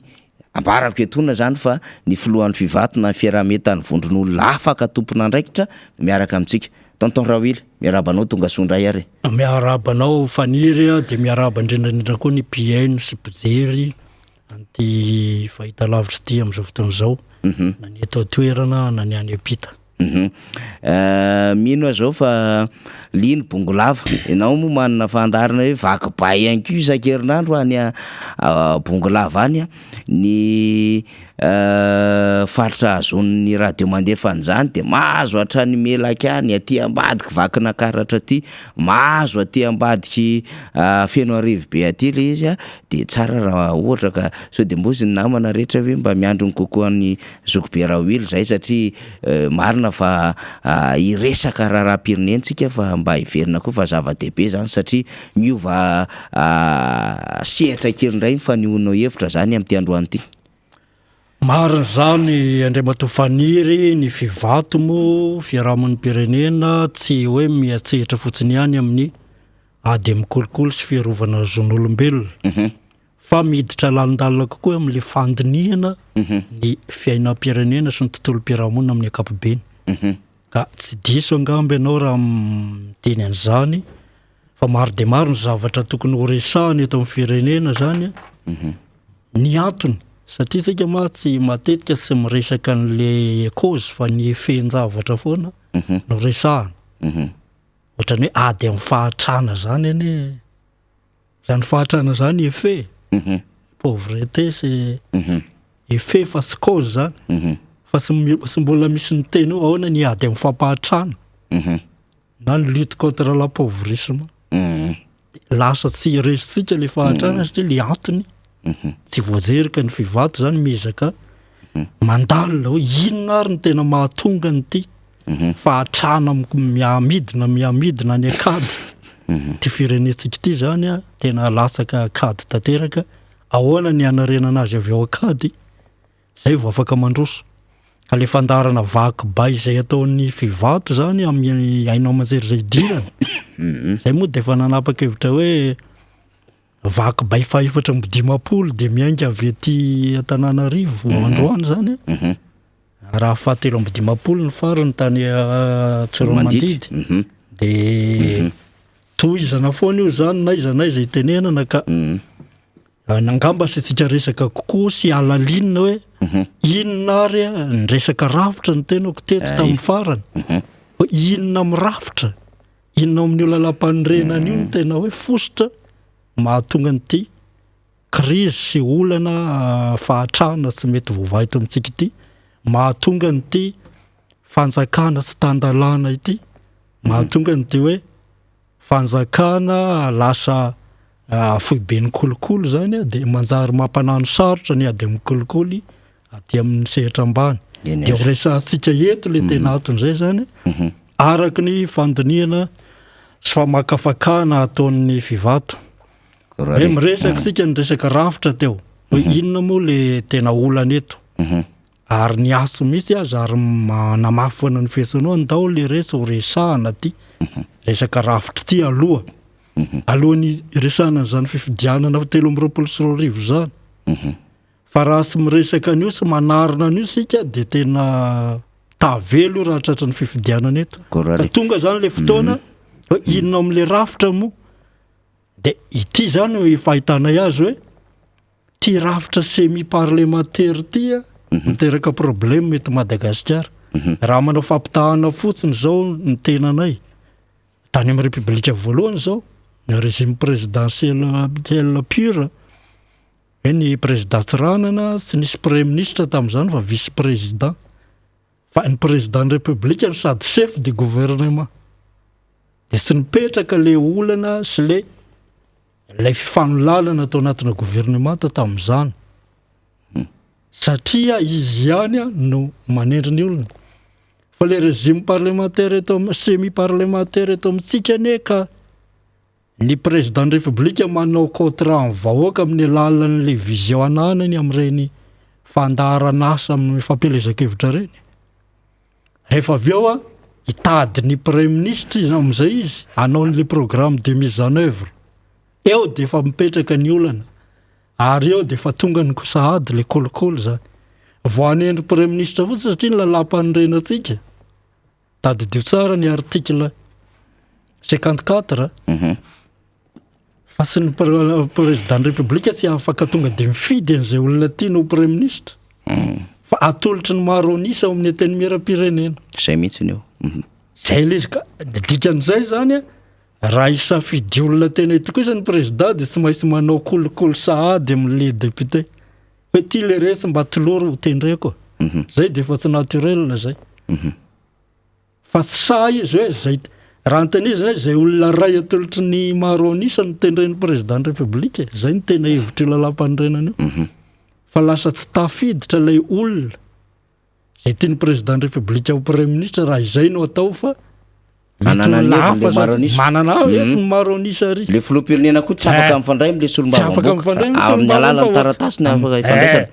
hitanao am'izay fa eo de efa mipetraka sady ny olana ary efa milasa efa misy corruption sahady endrikendrika corruption eo amin'ny fanendrena n'lay premier ministre ny voalohany zany voatendry ndray iny inona ny olana manaraka anisany mahatonga nyty gouvernement défaillant lava eto amitsika ity défaillant le gouvernement défaillant azonao démontrer na vaia gouvernement timpirina de tsy aomby io satria zao ny antony zay misy makulainy zay manendry ny premier ministre no sala amin'ny entrepreneur miatoka trano aneny atao premier ministre président de république aminao ty plan ty aona ny fanarahantsika amity fa zao ny trano tiako atao ty ny plan de ny premier ministre manao zao fa vitako ery taony io miaraka amin'ny ekipako izy raha teo no miprésente le PGE izy no miprésente ny programme général de l'état de fa rehefa miforme le gouvernement izy de ngia président de république ndray manana ny olona zay anatin'ny tokony sy nanoana azy tary izy manao contrat amin'ny premier ministre fa manao ty koa mba ampidirao ranga ataovy ministre ny aniny ty zay olona tsy ho voafehin'ny premier ministre misy reny hitanareo eo zany de efa mivaky sady le gouvernement ary zay mihitsy ny gouvernement sur proposition premier ministre makany président de manendry fotsiny amin'ny alalan'ny décret no ataon'ny président de république satria premier ministre no manao contrat aminy anatanteraka n'le programme fa rehefa izavany président de république ty oloko ty ndray ataovy ministre n'izao de na mahomby iny na tsy mahomby de tsy afaka hibedy an'iny ny premier ministre zay ny fototry ny problème eto amitsika mahatonga le hoe tsy misy ny solidarité gouvernementale ary tsy ahomby mihitsy zay gouvernement azoreo raha mbola io ny rafitra semi parlementaire na semi présidentiel iainantsika to Madagasikara raha miteny tamin'ny république voalohany iny zao de le teneniko tao tsy mipetraka zay olana zay ary tokony premier ministre tokony manana fahefana hoe zay tsy mahomby avy de soriny fa tsy mbola irany amin'ny filoham-pirenena zay ministre hoe soriny sy andrasina anao démission satria izy no manana contrat amin'ilay président de république amin'ny fanatanterahana n'ilay programme anasany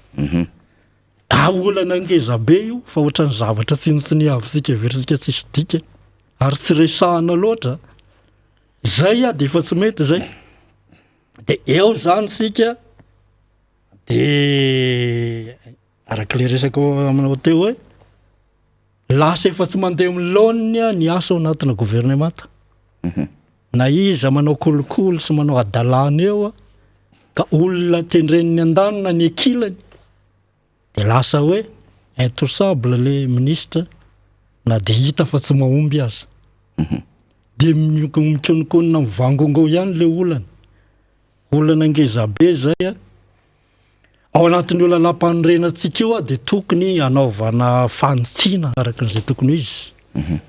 zay ny eo amin'ny sommet de l'État amin'ny lafiny exécutif zay resahako zay fa mbola tsy resaka koa amin'ny lafiny hoe organe de contrôle eto amin'ny firenena resaka inspection générale de l'État moa ve afaka manao ny asan'ireo araka ny tokony izy satria ny inspecteur de l'État zany raha maheno zavatra tokony avy de mandeha organisme rattaché amin'ny présidence io efa nahoana koa mbola rattaché-nao amin'ny présidence ary mbola miandro ordre de mission mazava reo vo afaka manao ny fitsiriana zay vo afaka manao ny fitsiriana rehefa ny politika mibaiko aza tsiriana io de zay le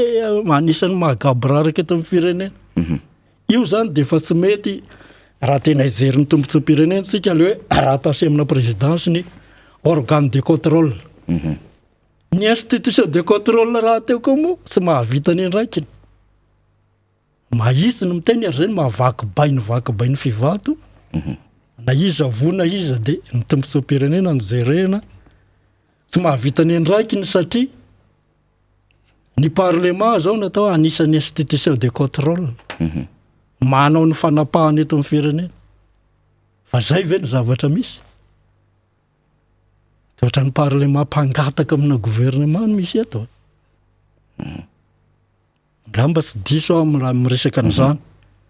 mangataka zay ndray mato-ministra mba ho zao mangataka zay nga zany noho izy merci président ianao tokony ho balise sy arofanina sy mpanao an'le contrôle ndraiky io no milelaka tsy mety zany mila isy le fomba fiasa zay ne no atiny hoe indrindra ny eo amin'ny Sénat tsy ireo ne tena manana fahefana angezabe fa tsy ampiasainy le tianao tenenina ve le mankaty am'le hoe akaiky le collectivité territoriale décentralisée izy sady salamikotsa ny collectivité territoriale décentralisée na ny vondroboka paritra sy njaram-pahefana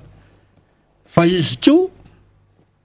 sady manana ny apahany amin'ny fahefan'ny président république satria ny apahatelo ny tendren'ny filoham-pirenena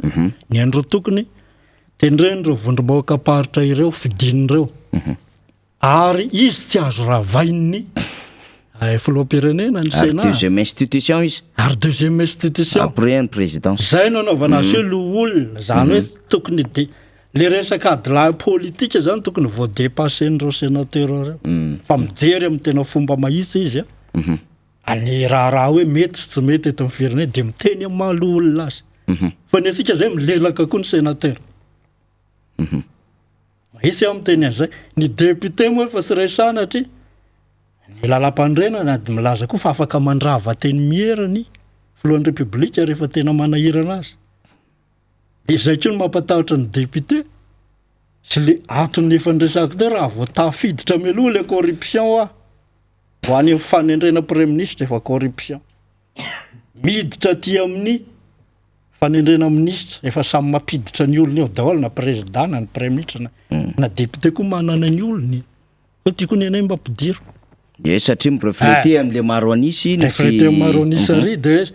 izy ko mana le fahefana manao an'le motion d'apaisement sy ny motion de censure question de confiance de mandrangaranga an'iny ko izy de tsy maintsy minégoce ko ny exécutif le mpanatanteraka zany fahefana mpanatanteraka zany zavatra zany tokony mila resahana sy ahitsy de n'izao alohan'ny resansika fifidianana président na république lalam-panorenana zany ditran'izay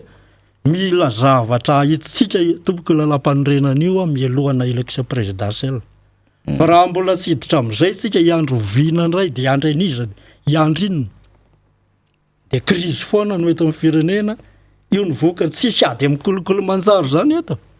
ka ny fanjakana ny korôpia atrary atapiny ireo ko ady inona no vitana bianco sy samifinina sy ny namany amin'io misy zavatra kely rehefa jerevana manko le texte zany le matora wil de hoe régime semi parlementaire atsika zany satria le fanazavana zany raha teknika le nentinao teo zany hoe ny rôle n'lay assemblée nationale sy le sénat sy lay andraikin'ireo zany manoloana n'lay fanapahan-kevitra eto amin'ny firenena fa rehefa dinihana koa nefany ny am'le fomba fiasan'le fitondram-panjakana sy le fomba fandraisan'ny fanapahan-kevitra sy lay lalana alean'le fitondram-panjakana de ohatra ny mahita régime présidentiel fort zany tsika le matora wily ianao zany teny an'le IGE teo fa raha raisitsika any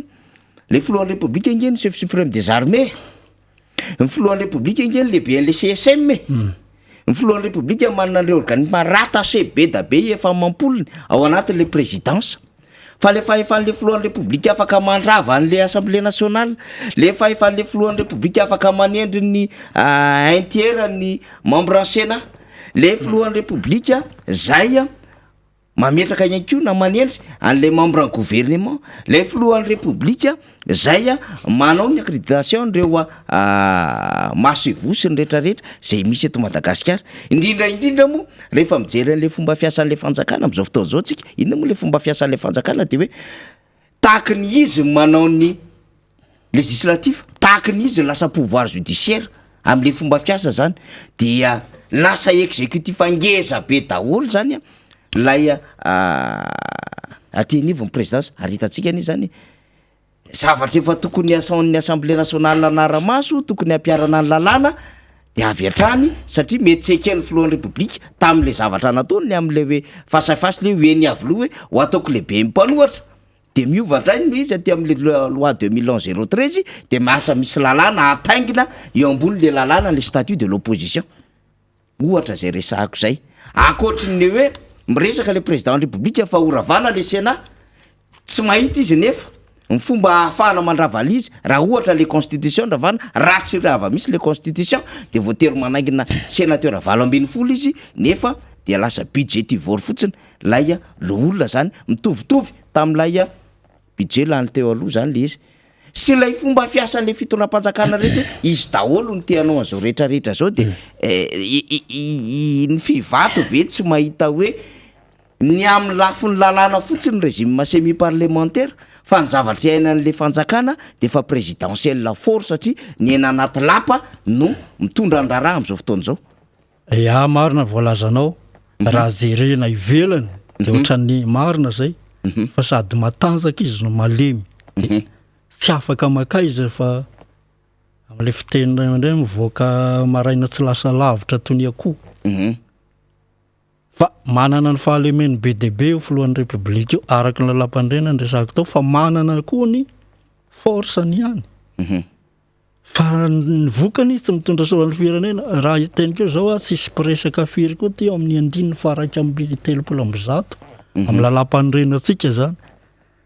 de io filohan'ny république io ne ka ohatran'ny mpanjaka zany hoe voalaza vakiko mihitsy ny voasoratra ato andiny faraka amby 30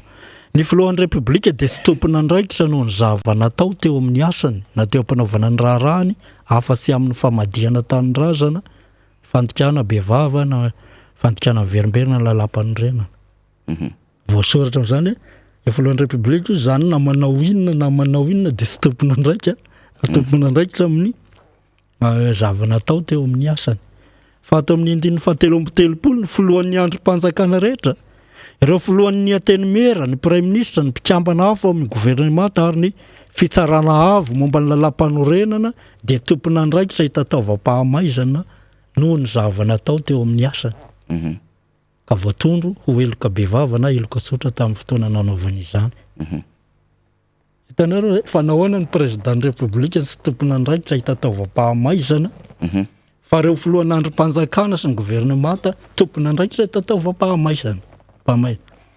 fa mbola soratra ihany koa io satria voalaza fa fitsarana avy no mitsara azy. Fa inona moa zany zao ny asan'ny haute cour de justice efa mba nisy dossier ray nataony ve? Iny mbola lavalava ny procédure amin'iny. Lava be satria asa rotina ka zavatra tokony hisy daholo hoentina miteny milaza aminareo zay ny mahatonga an'izay rehetra manana fahefana de intouchable na ingadrable mialatsiny amin'ny fitenena. Intouchable, ingadrable. Satria io hitandry zalava tsy possible mihitsy ny anagadrana mpitondra zany na mangalatra ohatran'inona azy. De lasa manome vahana ny fanoditra dinana isan-karazany zany ka lasa sehatra androbana sy angorona karena ny sehatra fahefana eto Madagasikara. Fa tsy ho sehatra fanomponim-bahoaka. Mila hisy zany zavatra zany izay ny hoe jereny ty lalam-pandrena ty fa mamarina kady zany. Ka izay mila jerentsika. Faharoa koa zao, zay le elao laza fahaleme force ny président république teo. Faty koa misy fahalemeny ray. Mikasika ny fifampirarana amin'ny any velany ray izy ty. Ny fivato le zavatra tsy de be piteny no zanam-pisirina le bay. Hoe mahitsitsy fa marina miainga amina zavatra hita ny resanay fa tsy zavatra eritreretina. Ny article 137 zao fa 730 mikasika amin'ny fanekena sy fanarahana raisam-pirenena. Satria manjavozavo na ny hoteny miereo nga mahalala n'izay zavatra ifanarahany ireo exécutif reo miraisam-pirenena. Fa zavatra fa ty le resy lanio hoentina Tsimbazaza de manangan-tanana zay no misy. Satria zao ato zao misy 137 ny filohan'ny republika no mifampiraharaha sy mankatò ny fifanekena ampahafantarina azy ary zay fifampirarahana rehetra andraiketana fifanekena raisam-pirenena tsy ilana fankatoavana. 137 zay. Tsy ilaina fankatoavana. De ato amin'ny 138 nefa mampimendra io. Ny premier ministre no manao ny fifampirarahana sy manao signe ny fifanarahana iraisam-pirenena sy ilana fankatoavana. Inona ny dikan'izany? Zany premier ministre koa zany afaka manao fifanarahana zay tsy fantatry ny président de république koa ny ambadika. Ary eo le gérance ny extérieur no mipetraka. Tsy mila fankatoavana ozy izy. Lalam-pandrena no milaza zany fa tsy zavatra foronina. Zany hoe misy fifangaroana fahefana amin'le filohan'ny republika sy ny premier ministre. De miteraka olana daholo zany ary zay zany mahatonga ny hoe ny resaka ambadika io raha sy ekenian'ny communauté internationale tsy lasa premier ministre mihitsy marina ve tsy officiel moa zay fa resaka ny ambadiky ny tontolo diplomatique na ety amin'ny sphère politique io zany miatony ty 138 ty. Ny premier ministre koa ve zany kay afaka mifampiraharaha amin'ny fanarahana raisam-pirenena nasianao azy ny filoham-pirenena. Lalam-pandrenasika manome fahefana azy amin'izany. Tsy zavatra foronina zany fa io 138 vakio daholo. Ka rehefa meno ny fanazavany Raoily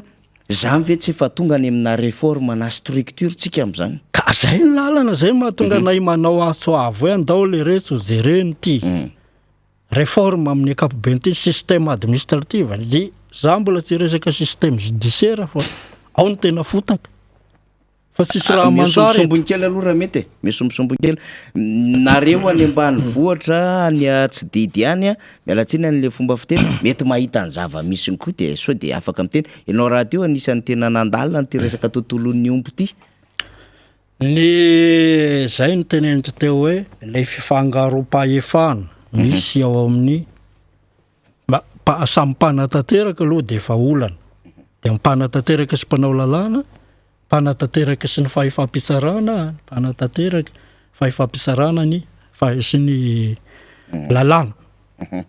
Ireo anankiroa reo na ny pouvoir exécutif na ny législatif de samy manao tsindrialoka alohany pouvoir-ny judiciaire zany ny fitsarana. Zay no mahatonga ny fitsarana miasa asa hoe fahaleovan-tenanay zahay. Fa tsy mifampatoko indray. De misy miteny hoe konareo azy io ny ataonareo fitsarana ka maika fa omena fahaleovan-tena. Tanareo amin'izany le adi-hevitra tsy mety vita eto. Ka rehefa voaporotry ny exécutif sy ny judiciaire avery ny fitsarana ary amin'ny olo tsotra ary izy ny miala vokiny. Satria le no azavaky teo reny a miteraka fahalemeny le rafitra amin'ny akapobeny le miteneninao le personnalitén'le président ny république no matanjaka fa tsy le rafitra hoentiny akory izy zany de afaka balady arak'izay tiany satria ny lalam-pandrenana manome alalana azy am'izany tsy misy balizy ary eo le mahatonga le fiteny tena miasa ny président fa ny gouvernement tsy miasa kosa misy na plat iasana aza tsy misy zay mahita fa tsy hoe ny président no angam-piasa zany fa angam-piodina ny fahitana azy mandeha miana varatra miodina aingana riatsinanina de maka de tsy araky ny mpanaraka azy satria tsy misy plat anaovana développement eto de ohatrany tsy miasa daholo zay na mbola anova gouvernement raiky io aza de sahala hoe tsy asa ihany le gouvernement io raha sy mipetraka zay ny tena marina monsieur Fanery fa isika moa ny akamarony tsy mandalina loatra ny ty rafy fitondrany ty de ohatrany hoe fa tsy fisina PGE ny mahatonga an'io aiza zao ny plan émergence de Madagascar ino le mbola nanaovana an'le appel na consultant recrutement dikan'izany ane telo taona zay tsy nisy plan tondrana firenena tsy mbola nisy an'izany teto Madagascar de gaga avy anao raha izao ny vokatra hita fomba fizerina firaisamon'ny pirenena zany zahay tsy mpanohitra akory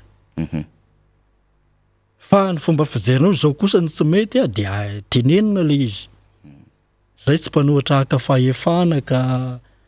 hoe kortanina de zao ny zavatra tsy mety de tsy mety io resaka communication na au niveau na présidence no lalaovina fitandrana firenena izerena resaka élection mandat manaraka de zavatra manahirana satria ohatrany tsisy asany ny gouvernement satria tsy misy drafitra ranitra anaonao zavatra ery de zavatra tip-top any anao atao eto amin'ny firenena mbola ho avy am'izay rehefa aveo fa raha le fanazavana ny entiny Raoily teo zany le pouvoir central zay fa mbola misy fahefana koa nge ty am'le collectivité territoriale décentralisée na lay service déconcentré ka eo koa mbola misy ady fahefana misy azo azavainy am'izay STD sy ny CTD na ny service territorial déconcentré sy ny collectivité territoriale décentralisée na ny vondromoakaparitra sy ny raha-pahefana sy ny resaka solotena-panjakana zany eo koa zany de efa olana tsika nanomboka tamin'ny 4 no niditra amin'ny hoe région faritra de ny voalazany lalam-pandrenana amin'ny article 420 zay vakiko aminareo ihany fa atsika va manao zavatra kitoto zao ny voalaza ny kasika ny faritra ny asa fanatanterahana de sahany ratsa mangaika tariny lehibe ny faritra voafidy tamin'ny latsabato andraisan'ny rehetra anjara iny aloha de efa tsy voazy iny satria efa 20 taona zany zay ny sy ny faritra fa tsy nisy fifidianana ny lehibe ny faritra ny tompon'andraiky voalohany ampakady sy ny fanatanterahana ny asa rehetra momba ny fampandrosoana ara-toekarena sy ara-sosialy eo amin'ny faritra misy azy ato amin'ny alinéa 3 izy no lehibe ny fitondran-raha-panjakana eo amin'ny faritra misy azy chef de l'administration izy zany chef de l'administration zay voasoratra noara sy herblau naty lalam-pandrena ao anivon'ny faritra efa lasa gouverneur manko iny zany zao de efa fantsana lalam-pandrena iny mbola resaka hafa koa fa le olana tany amin'ny premier ministre solonandrasana mahafaly Olivier zay administrateur civil ka io ady hatram'izay tsy mety mizany io ady boaty ny administrateur civil sy ny fahefana politika io tamin'ny première république nanana fahefana ny administrateur civil chef de province izy daholo ny préfet chef de sous-préfet moa tamin'izany sous-préfecture mbola nidimbiasa atsika zay administrateur fa rehefa niditra ny deuxième république président ny faritany fivondronana filohan'ny fivondronana de takona ny administrateur civil zany tao ambany ny fahefany reny olom-bo fidy reny tamin'ny deuxième république tonga indray ny troisième république nanao amin'izay révolte indray izy tonga de teo ary premier ministre solona ny rasana mahafaly Olivier nandefa projet de loi na volavolana ndalana teny amin'ny teny miera-pirenena efa nyteny zay tamin'izany fa tsy misy miaino mo hoe io volavolan-dalana lefa ahaino io ne ka anticonstitutionnel fa voasoratra hoe lehibe ny faritra ny chef de l'administration tsy afaka mamono constitution zany tsy afaka mamono amin'ny hiérarchie de texte rehefa amin'ny voasoratra fa raha sy ny soratra ataony azo atao daholo ny rehetra fa efa voasoratra io fa hitsahanao amina lalàna tsotra indray hoe ao amin'ny sakaranty-saingy misy voasoratra ny représentation de l'État ny fisolotenan'ny fanjakana ho anivon'ny faritra fa ny lalàna ho izy no mamaritra an'izany fa tsy misy ao amin'ny lalam-pandrena ny solotenam-panjakana no lehibe ny fitondrararam-panjakana anivon'ny faritra tsy isy an'izany lalam-pandrenantsika fa rehefa lany lalàna io dia zavatra anti-constitutionnel zany moa rangaha dia validen'ny HCC-tsika dia lasa izy le solotenam-panjakana ny préfet any anivon'ny faritra donc ny préfet izy atao amin'ny loi ny constitution izy miteny chef de région chef de région lehibe ny faritra fa sy miteny gouverneur koa moa ny nefa izy lehibe ny OMC présidentny satria eo zany dia olana iverenako le structure au sommet ny président de république chef de l'État chef suprême fa ny premier ministre no chef de l'administration eto amin'ny firenena misy tika be zany tanareo le kipakipaky anaty lalam-pandrena izy zany no lehibe ny fanjakana io ny premier ministre au niveau ny national zany ny premier ministre no président ny OMC naty organe de conception national ny miaramila sy ny fampandritany amin'ny lafiny rehetra ny mpiasa-mpanjakana izy dia ao nivon'ny faritra amin'izao tsika miteny zao ny préfet nanomboka tamin'ny 2015 io dia ny préfet no président ny OMC REG organe mixte de conception au niveau région tonga amin'izay ary ty raha manga gouverneur tsika ty ny anarana mampodimandry ny fahefana sy misy dia io nanao aksisika io satria fa vita lalàna teo aloha le izy sady tsy manova constitution ao fa dia aksisika fotsiny zao ty misy gouverneur dia coup de tête le izy inona ny fiatraikan'io ankehitriny miady eran'ny Madagasikara ny gouverneur sy ny préfet ankilany ary ny gouverneur sy ny député andaniny dia misy fahefany le STD nafindra any amin'le gouverneur tamin'le conseil de ministre tamin'ny heritaony asaratsalony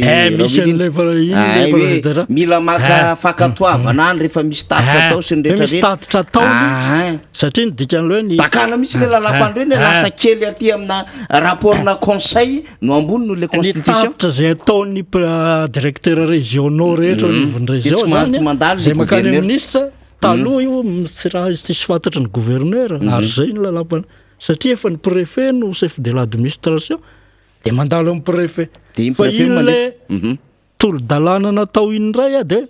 ampandalovina amin'ny gouverneur koa ny tatitry ny zany ho lasa omena fahefana hibaika ny directeur régionaux koa zany ny gouverneur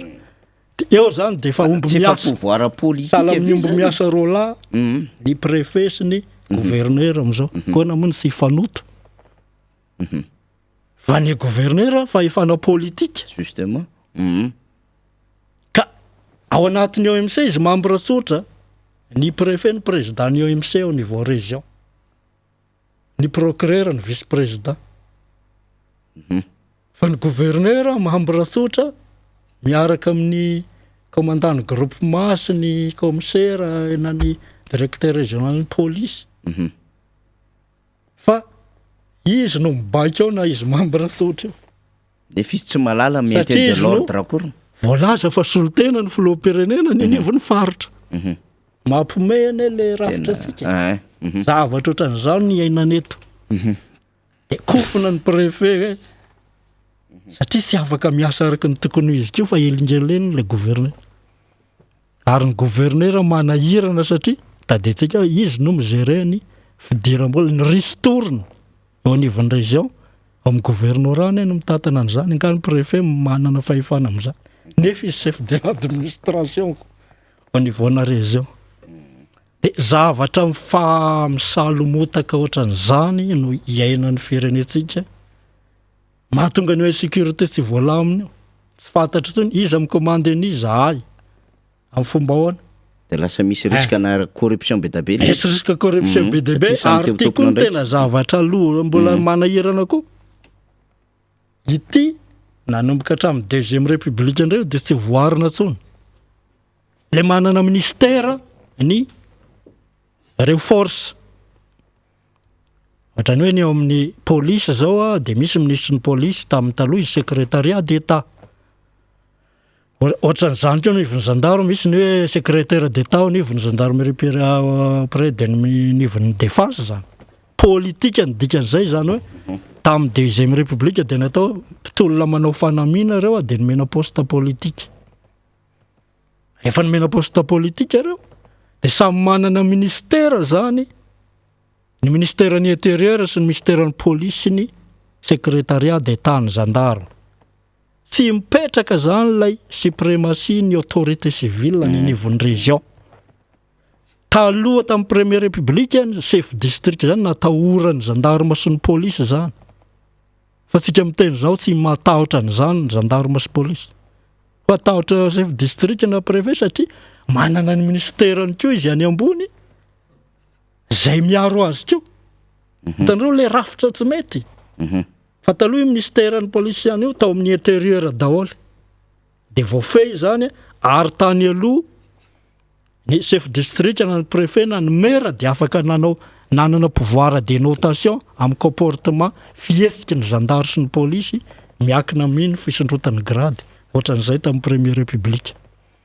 fa am'izao tsy misy an'izany kinona ny raha iny an'izay civil lasa le pouvoir ny civil mihitsy no mienana zara fa misy fa ny force de l'ordre sika zany samy te hitondra daholy samy te tsy teo commandina civil zany zay ny fototry ny olana amin'ny sécurité ato efa fahefana ny TD sy ny CTD fa la manahirana koa no fehiny force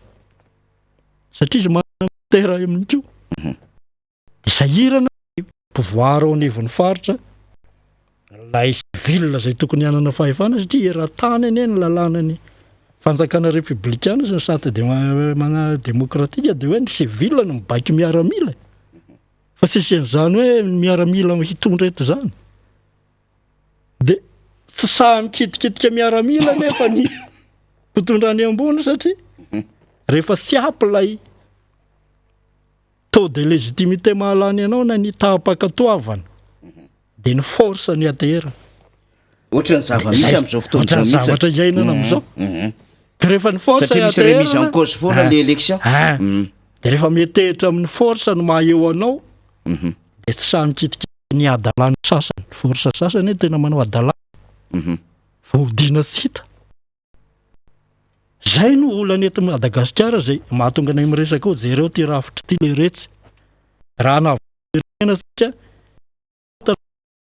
mikorotam-bola miainga amina lalam-panorena satria andao asina resaka andao ivory ahoana ny sina fanjakana tena maharo ny harem-pirenena sady tena afaka miary ain'ny olona sy ny fananany fa nga fanjakana zao maharo ny olona sy ny fananany za afaka mividy azy daholo zay afaka hividy hatrany ambany any de mandroba ny aty ambony ny vahiny ny voaresaka fa ny ambany any misy mpanambola sy mpananombo be de be zay tsy hitany atao azy tonga de mandroba tany de miteny ho azy aleny lafa ny vidinay tena ka jereo zany zavatra zany fa tena manahirana le firenetsika potika zay no zavatra misy zao raha ohatra fotsiny faritra Bongolava ndresahana foana tetitety manjery misy fomba fangalaran'omby ara-panjakana indray zao ahoana indray zay ny dalo efa manao ny ataony fa reto laza manao opération reto ko inona ny ataony rofiny ko ny ombin'olona de hiditra foriera ampidirina foriera tranga faritra Bongolava ny lalàna ny fampidirana forena misy na zavatr'olona tsisy olana ve de ampidirina forera ary forera de misy droit de forera isan'andro ka na ombin'olona madio zao ka mipetraka telo volana tapitry ny droit de forera ny le omby zay le fangalaran'omby ara-panjakana zay ao Tsirao Mandidy milaka isan'izay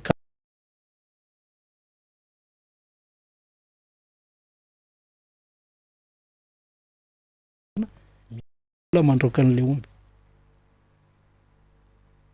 Misy dossier zany, misy zavatra azo porofona fa tsy tenitenenina fotsiny ary tsy eo avelana izay resaka zay. Fa eo ampanaovana an'izay dia ohatran'izay koa ny Tsirao Mandidy. Ngamba ianareo nisy omby zato mahery dia nisy olona maty dia narahan'ny helikoptera. Tany le didy dia nankalazana tamena manjery fa tratra noho ny ezaka nataon'ny gouverneur. Tamin'ny juillet 2021 zay. Fa isika miteny zao ny tompony eny reny omby reny. Fa lany tafaverina dia ampidirina fourrière any amin'ny valan'ny commune zany. Dia hasarotona n'ilay famoahana an'ilay ombin'olona. Amin'ny lafiny taratasy io. Ifanelatilana makany amin'ny maire, makanesa amin'ny colonel, makanesa any amin'ny tribunal, makanesa ary amin'ny gouverneur. Niodikodinao le olona omby zato mahery sy apy 10 mahery sisa ao amin'ny vala fourrière amin'izao. Sasany maty, sasany dia manjavona tsy hita fa hoentiny nany atapina ambohibidy. Verina avy eo miaina ny omby, tsy amelana koa zany zavatra zany. Eo ampikarakarana ny fitorinan'ireo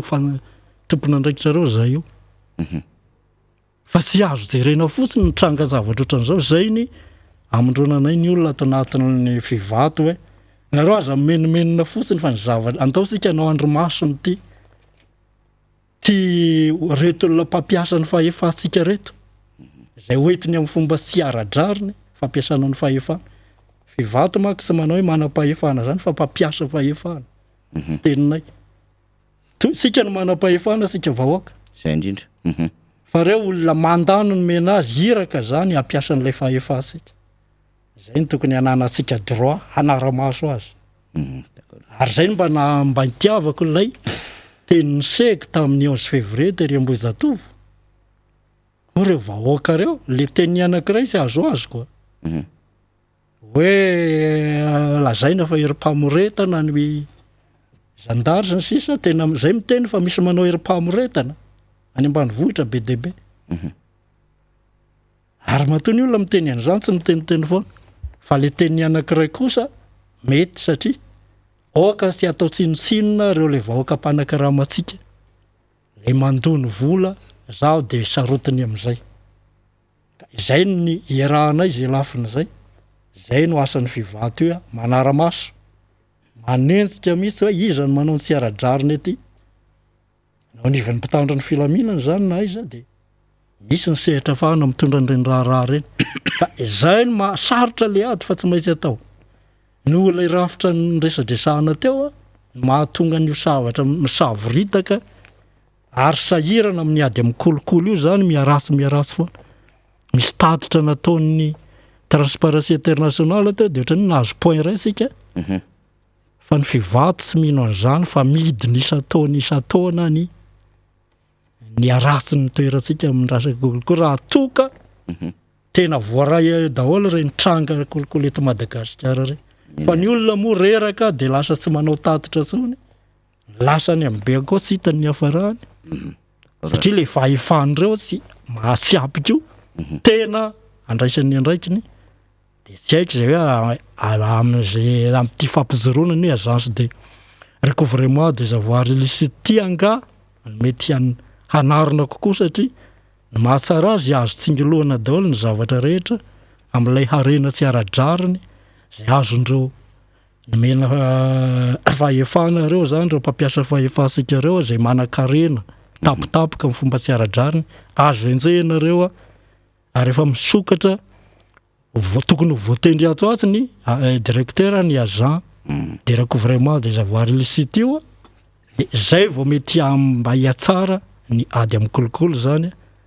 zay iarahana fiaraisa-mon'ny pirenena miasa amin'ny ireo organisme zay voatendry tatana an'izany. Ya misy teny Raoily tery am-piandohana tiriny amin'ny hoe tsy maintsy amboarina aloha ny rafitra vao miditra amin'ny fifidianana 2023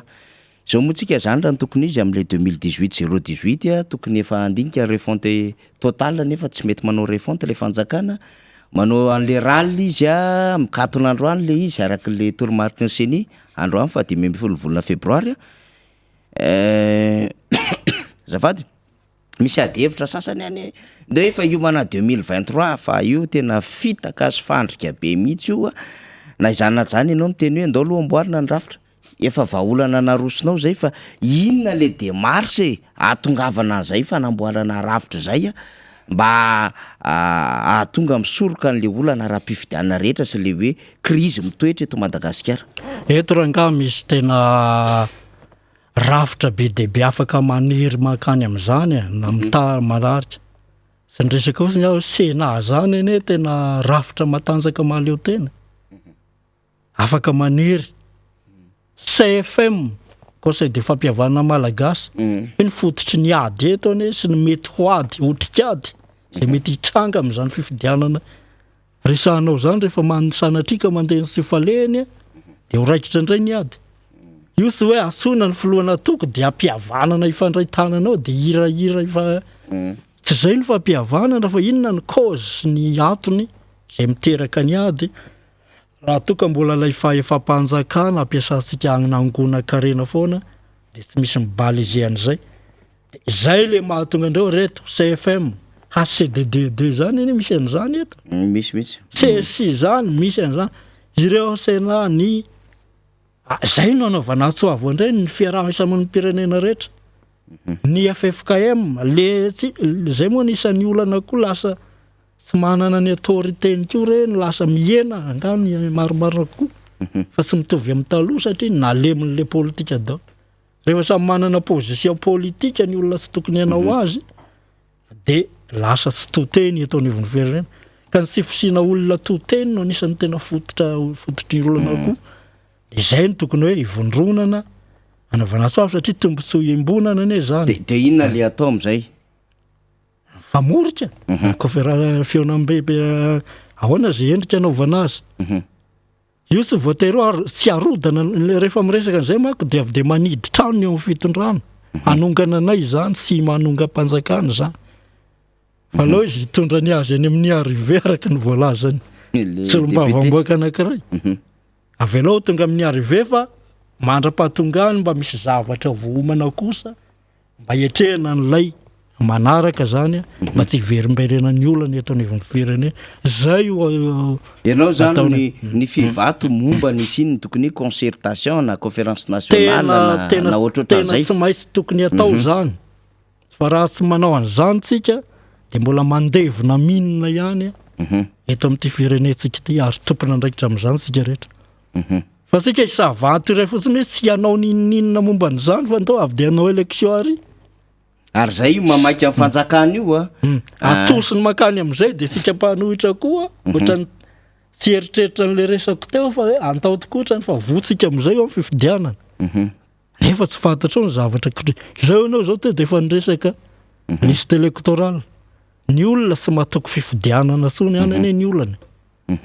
satria hita am'izay nitranga teto zany ilaina fampiresana zay inona no atao hitokisan'ny olona ny fifidianana am'izay voaresaka ny resaka code électoral ny refonte ona tsy misy ny refonte ny liste électoral fa kitefitefena fotsiny ray io liste io ve manahirana misy zavatra resahana be dehibe tokony amboarina fa tsika lasa ohatrany tena iandrombaka n'le fahefana foana sy hitazona ny fahefana no mahamaika any eo amin'ny toerana zay maharasy zay fivatona tsy de tian'ity terme fanjakana ty tokony sy ho resahana tsony io andikanany hoe eta satria rehefa miresaka fanjakana ianao de fanjaka zakana no sainy zalahy de ny hitazonan'io mandra-pahafaty arak'izay ela indrindra zay ny le fanjakana misy ny manjaka de misy ny anjakana zay mifanohitra am'ilay rafitra republikana zany amin'ny rafitra republikana sy misy manjaka sy anjakana zany mbola misy mpanjaka ve no ampiasaisika ny fanjakana any anay fitondrana ny filazany olona mpitondra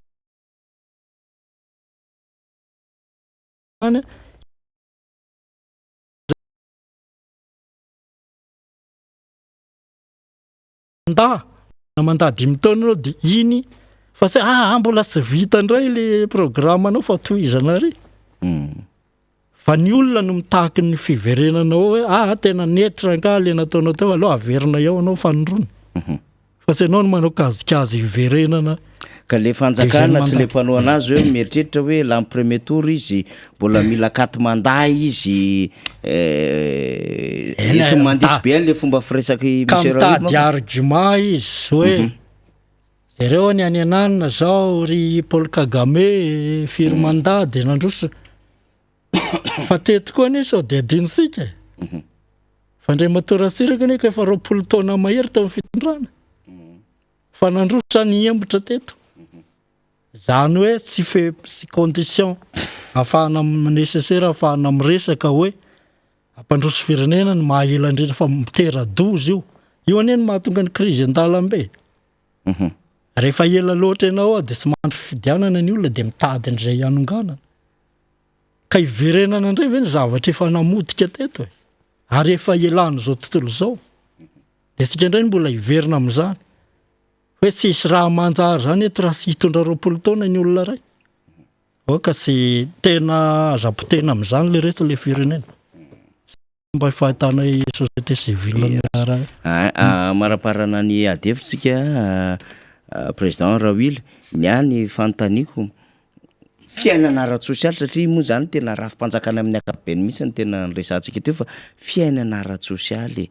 ianareo miaina ny zava-misy mivezivezy amin'ny lalam-pirenena voalohany ianao saika isan'andro ianao de mivezivezy any amin'ny lalam-pirenena voalohany zany tiako antaniana de hoe mahita ny zava-misy ianao ara-tsosialy ny vahoaka any miaina arak'izay tokony izy ve le vahoaka malagasy ma hoe société civile anareo zaho de miteny aminao monsieur Faniry fa sisy hitarainana tsony ny olona satria zay rehetra anaovan'ny fitarainana de vao maika mangeza daholo ny fisarana zay atao fialokalofan'ny malemy de tsy haiko ianao afaka hamaly an'izany tsy zaho rery no miteny fa olana angeza be eto amin'ny firenena io ka izay le tsy lalam-pirenena voalohany ihany no alenay satria ny fivatany tsy bongolava ihany région valo no misy azy eto Madagasikara ary mitovy ny zavatra misy amin'ireo satria tena lavitra andrina tany lavitra andrina no misy ary manararoatra daholo zay rehetra milaza manam-pahefana any amin'ny tontolo ambanivohitra zay no mampiditra lalina ny fivato amin'ity raharaha ty ary mitady ny fomba rehetra mametraka n'le hoe observateur local na andro maso faka any anivona fokotany zay mivondrona ho andro maso fototra ty anivona commune de manao tambazotra zany tokony ho fantatra daholo zavatra mitranga eo no eo de miara-miasa amin'le ty ambony zay ny eo ataona io zay zany sy hoe iandry ianao adisona de hitory an'iny fa efa zay efa votsitra moa iny de sy maintsy toriana fa ahoana ny isoroana ny zavatra sisy hoe ady tany zao resanambenimbeny fa manakaiky ny 20% ny ady amin'ny fitsarana ady tany dao zay mahita fa azo atao no misoroka an'ireny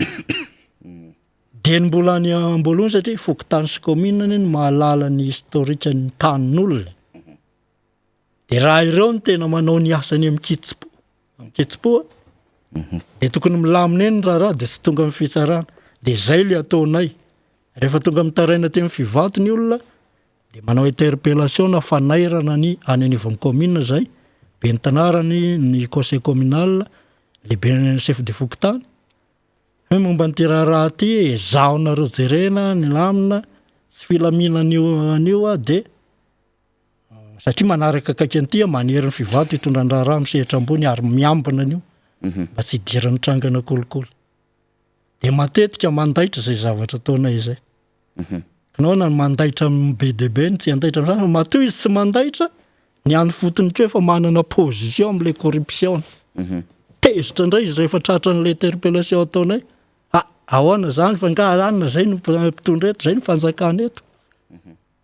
zay le tenenitra anao teo hoe sy fantatra zalahy mihitsy nefa le loi 2016-020 article 7 no manome ny fahefana ny fiaraisa-monipirenena amin'io de mikolikoly sy resaka zon'olombelona io. Zay le ataonay fampiarana lalàna. Fa asiny sasany hoe kase mangamanga ny ianareo sy manan-kera fa ny mena ty zay no apatahorin'ny olona any. Aza rebirebiny reny kase manga reny fa izay ihany. Ka ny kase manga ny misy ny vahoaka dia manara-maso anao fa milaza fanjakanako. Dia mampiasa ny fahefana izay hoentinao any amin'ny sisy fa any angoronanao ny arenanao. Ka zay tsy mety an'izany ny fivato satria foazinay ny olom-pirenena ary izay misy olana dia ampidirinay anaovana adhésion. Dia lasa betsaka ny mpanara-maso any fotony.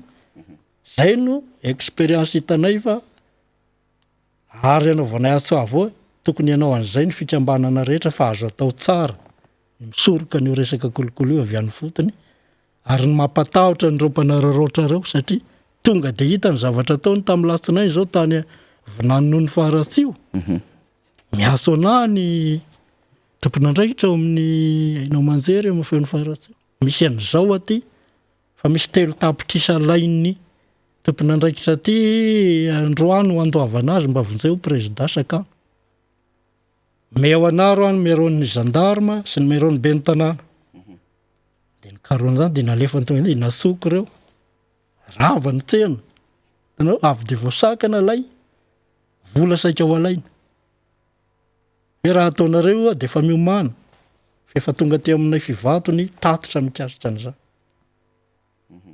Sy fomba fiasa ohatran'izay no anaingana ny fikambana hoe azo atao raha angano mandamina an'io tany io fa tsy atehitra amin'reto sy ianao inona reto.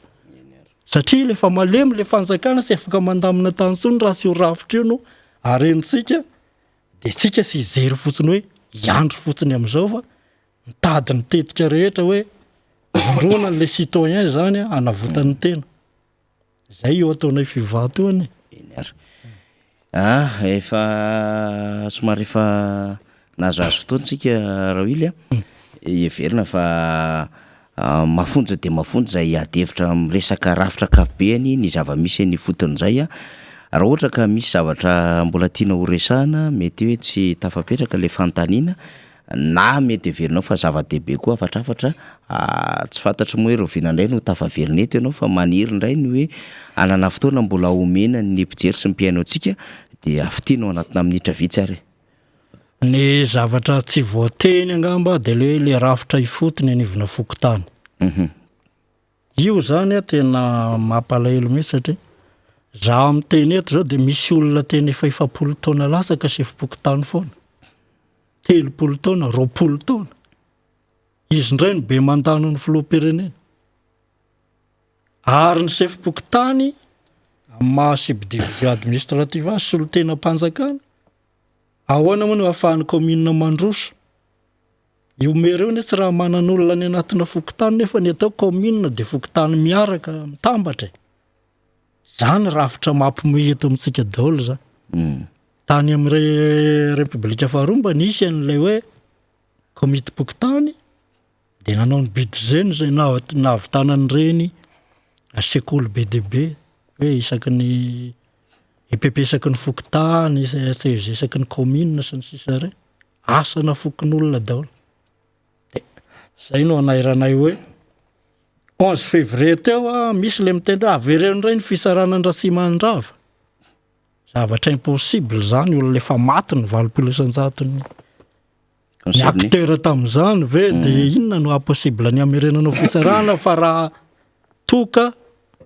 mampalahelo anao ny raha Ratsimandrava lay rafitra saika ao apetra no andao apetra sika dia ny rafitra fokotany zany. Zay ny anay no vahaolana hita hoe ho amafisina ty rafitra fokotany ty reny vatoika reny ristourna rehefa tsara tatana dia mahavelona fokotany.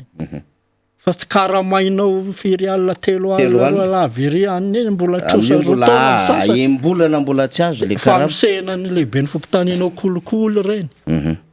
Dia manao kolokolo midalo amin'izay izy. Any mahapotika ny fiarahamonina any amin'ny tontolo ambanivohitra. Mahasamy hafa ny fivato zay sady mahalala ny tsipiriny amin'ny tontolo ambanivohitra fa tsy gisitra koa amin'ny raharaham-pirenena aty ambony ety amin'ny adevitra ka zay no anaovanay ndao ireny tsisy raha manjary any. Fa andao arenina dia misy ny fotoana misy zavatra azo atao ane ao anatina continuité n'le fitondrana. fa sy jerena fotsiny ohatry hoe tonga ny fifidiana tsy voajery reny zavatra reny hoe io rafitra fokotany io ny tena tokony ho jerena akaiky ary eo ny fehezana ny tsy fandriam-pahalemana rehefa matanjaka ny rafitra ny anivona fokotany zay le tiako tsindrena farany fa molaolava moa ty resaky tya fa toizana amin'ny aoriana koa ny amin'ny vakobay fa 5 fa 4 zay ny vakobay androany zay mieritreritra fatra afokena ome mahery iny ambava honana apo mieritreritra zahay rehefa ny tenino sy tiana de ny fiteny moa de ny tenako ny arivo fa teniko ny arivo fa sy ny tenako fa ny fivato de zao arivo ranka ny tenanay fa zany resaka zany andao jerena rehefa sy tianareo aloha ny tenanay no very fa ny resaka nresana teto resaka mahasoa ny firenena imbonana samy sary-piaro amin'ity firenena ity na mpanao politika na société civile na olon-tsotra andao hiaraka hidinika kiasika nyity tanindrazana imbonana ity zay ngambano amarana azy de sorana anampiatrano anay anao mesay faniry ny ato amin'ny MBS zay ahafahana maneho hevitra zay somary mahitsitsy sy mivatambatana ary sy mahafaly ny sasany fa iverina nefa zavatra tena tokony ho eritreretina so tsakotsakoina ary ho tanterahana ny zavatra nresantsika teto de mamerina ny fisaorana de mandra-pamaky-bay indray sotra tompoko iny ary de misaotra ny rahaoilontsika zay filohan'ny fiara-meta ny vondron'olona afaka tompona anaikitra na ny fivato zay afaka ny vahiny teto amintsika zay le mba hanaovantsika ezaka ny hoe hampiteny ary ampitsangana zay rehetra manan-kevitra sy manan-kambara amin'ny fiainan'ity firenena ity zany hevitra voizan'ny fivato zany tena hevitra tena lehibe mihitsy zany ary manan-danja eo amin'ny sehatra nasionaly mila dinihany zany satria miresaka tena rafitra, miresaka lalàna, miresaka reo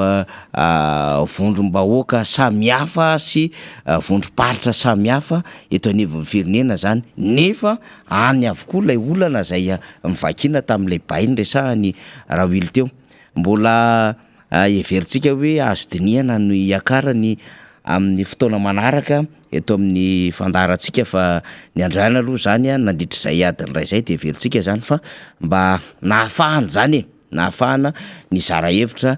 teto anivon'ny onjam-peo sy ny fandaharantsika mba voarain'ny vahoaka zany ny fandaharantsika mbola ito ihany satria namana Rina Rabemananjara raha sy diso mbola manakambara ihany izy ny amin'ny zay zavatra tokony ho resahana ny position n'ilay cyclone Domako moa inona izy teo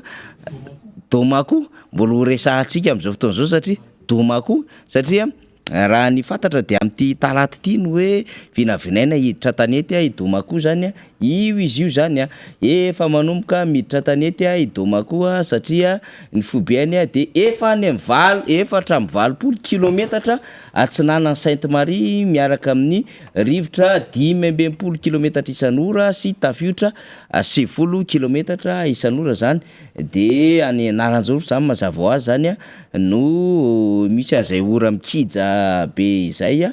dia tokony hena be zany ny heriny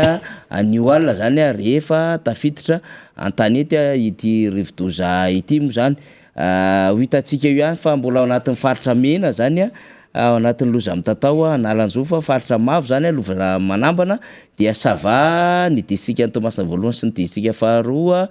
Tomasina faharoa Ambatondrazaka parafaravola any amin'ny tonton Rahexa zay tsy fantatro hoe roviny tonton Rahexa no ho avy eo Befandrina Varatra Andilamena iza koa io Befandrina efa miverimberina teo ihany ary mandry tsara zany zany mahazo ny faritry Sofia iny zany ao anatin'ny filazana loza maitso zany na le loza fanaina zany fa loko maitso ny faritry Diana sy ny disika ny vohibinany tratra foana zany zay atya Brickaville misy azy dia Bealana iny zay amin'ny akabiany ty resaka rivodoza ty aloha fa misy zavatra noman'ny rina de akaina kely fotsiny tena koa de verina amintsika satria mbola resaka raharam-pirenena atrantsika ao anatin'izao fisavoritahana enjana be zao ary ny zavatra nambarany Raoily teo zay filohan'ny fikambanana Fivato de azo lazaina fa mamitina an'le kafoy azy ao anatin'le fanjakana milaza an'le hoe défaillance an'ilay gouvernement ary milaza amin'ilay hoe efa tsy tafavoaka-tsony lay fiainan'le firenena satria tsy le hoe pauvreté généralisée tsy le izy fa efa paupérisation efa le fampahatrana an'le vahoaka nefa mandeha be mihitsy amin'izao fotoana zao satria mazava moa miady hatrano le fanjakana tsy manana vahaolana izy dia mipaika any amina isa tokantrano le vahoaka le fahantrana de isan'andro zany mitranga foana le vaovao misy mamono tena misy olona tsy hita kidnapping an'le kidnapping de zao tsy vitany hoe kidnapping nakarana tahaka ny nahazatra ntsony fa kidnapping samy malagasy zany zava-misy amin'izao fotoana zao misy an'le hoe fisaraha-panambadiana de lasa miala mitokantrano le rem-pianakaviana sy ny zanany satria ro ason'le ray-pianakaviana ny fangalarana maso ny fangalarana tova miseho amin'ny andro marobe zany le fahalovana sy fahampitehana amin'izao fotoana zao dia ho resahantsika zany dia vokatra ilay tsy firindrany le asan'le fanjakana sy le fahampitehana sy ilay olana anatiny le disadisa-panjakana de io zao antsika marendray rina hoe any ikongo any taorinan'le fanazavana zay netiny solombavy-moaka ny ikongo ny amin'ny hoe zao nisa maty zay mandiso an'le mety statistika navoaka amin'ny BNGRC ny amin'le hoe zao ny BNGRC navoaka amin'ny solombavy-moaka de milaza izy fa teo amin'ny 20 mahery de fatatsika zany amin'izao fotoana zao fa ny hidina any toerana mihitsy ny eo anivon'ny gendarmerie pirenena ny lehibe ny tomby ny fibaikona zany commandant gendarmerie zany hoe hanao fanadiadiana amin'izay hoe isan'ny maty tamin'ny fandalovan'ny Batsiray zany de hitantsika eo moa zany rehetrarehetra zany hoe ho tonga traizandray zany adevitra zany rehefa ivoaka le fanadiadiana samihafa fa mbola iresaka moa tsika avy eo rina. Ka ny fanoizana amin'ny fandarana aloha zany tsy miala lavitra eo anao namana faniry razafy satria ny ambarako eto zany fo ihany satria karazana hoe avant goût fotsiny no ambara zany. Ina moa no tena ambara amin'izay amin'ity resaka hoe fanampiana avany velan'ity amin'ny resaka hoe famonjena ny pray-tanindrazana. Raha ny samy malagasy aloha zany zao de efa mifanampy zay afaka mba manan-javatra kely omena dia manome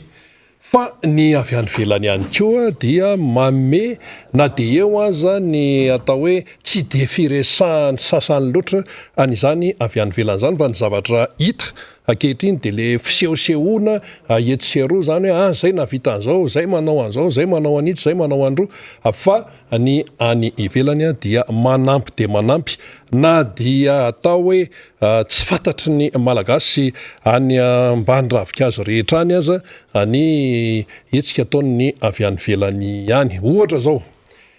efa nentintsika teto hoe efa nanampy ny frantsay ny atsika moa zany dia atao hoe tsika ny akaiky vilany fenoarina fa ny avy any velana dia manampy ry zareo fa ny fanampiana ihany koa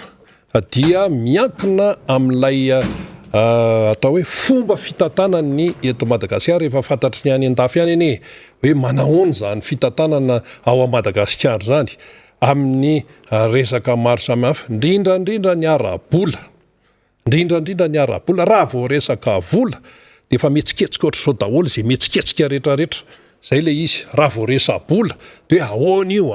firisan-jatony io mba ohatr'izay sy ohatr'izay fantatsika ny tiana ho tenenina tsara nefa ny manamarika fa raha hoe fanampiana avy any velany zany na resa-bola io na hoe resaka hoe zavatra azo sapaitanana tsy mandeha fotsiny amin'izao ohatra zany zao ny eo anivon'ny vondrona Europeanina zany zao dia isy fivoriana anankiray lehibe izay iarahany amin'ny firenena ao anatin'ny vondrona Afrikanina. Tiantsika atokavana mantsy de hoe ahoana ny mba hoe fanampiany zany vondrona Europeanina zany manoloana ny ity loza voajanahary mitranga eto Madagasikara ity ny momba ny cyclone izany de hitantsika hoe ve tena tsy mandendeha ho azy ohatran'izany ty raharaha ty Ny vondrona Europeana dia anao ny fivoriana zany a some izy io andian'ny fahaenina eo amin'ny miaraka amin'ny vondrona afrikanina. Izy io a dia fivoriana tokony natao zany tamin'ny oktobra 2020 fa noho ny resaka covid dia najanona le izy. Dia raha fakapitso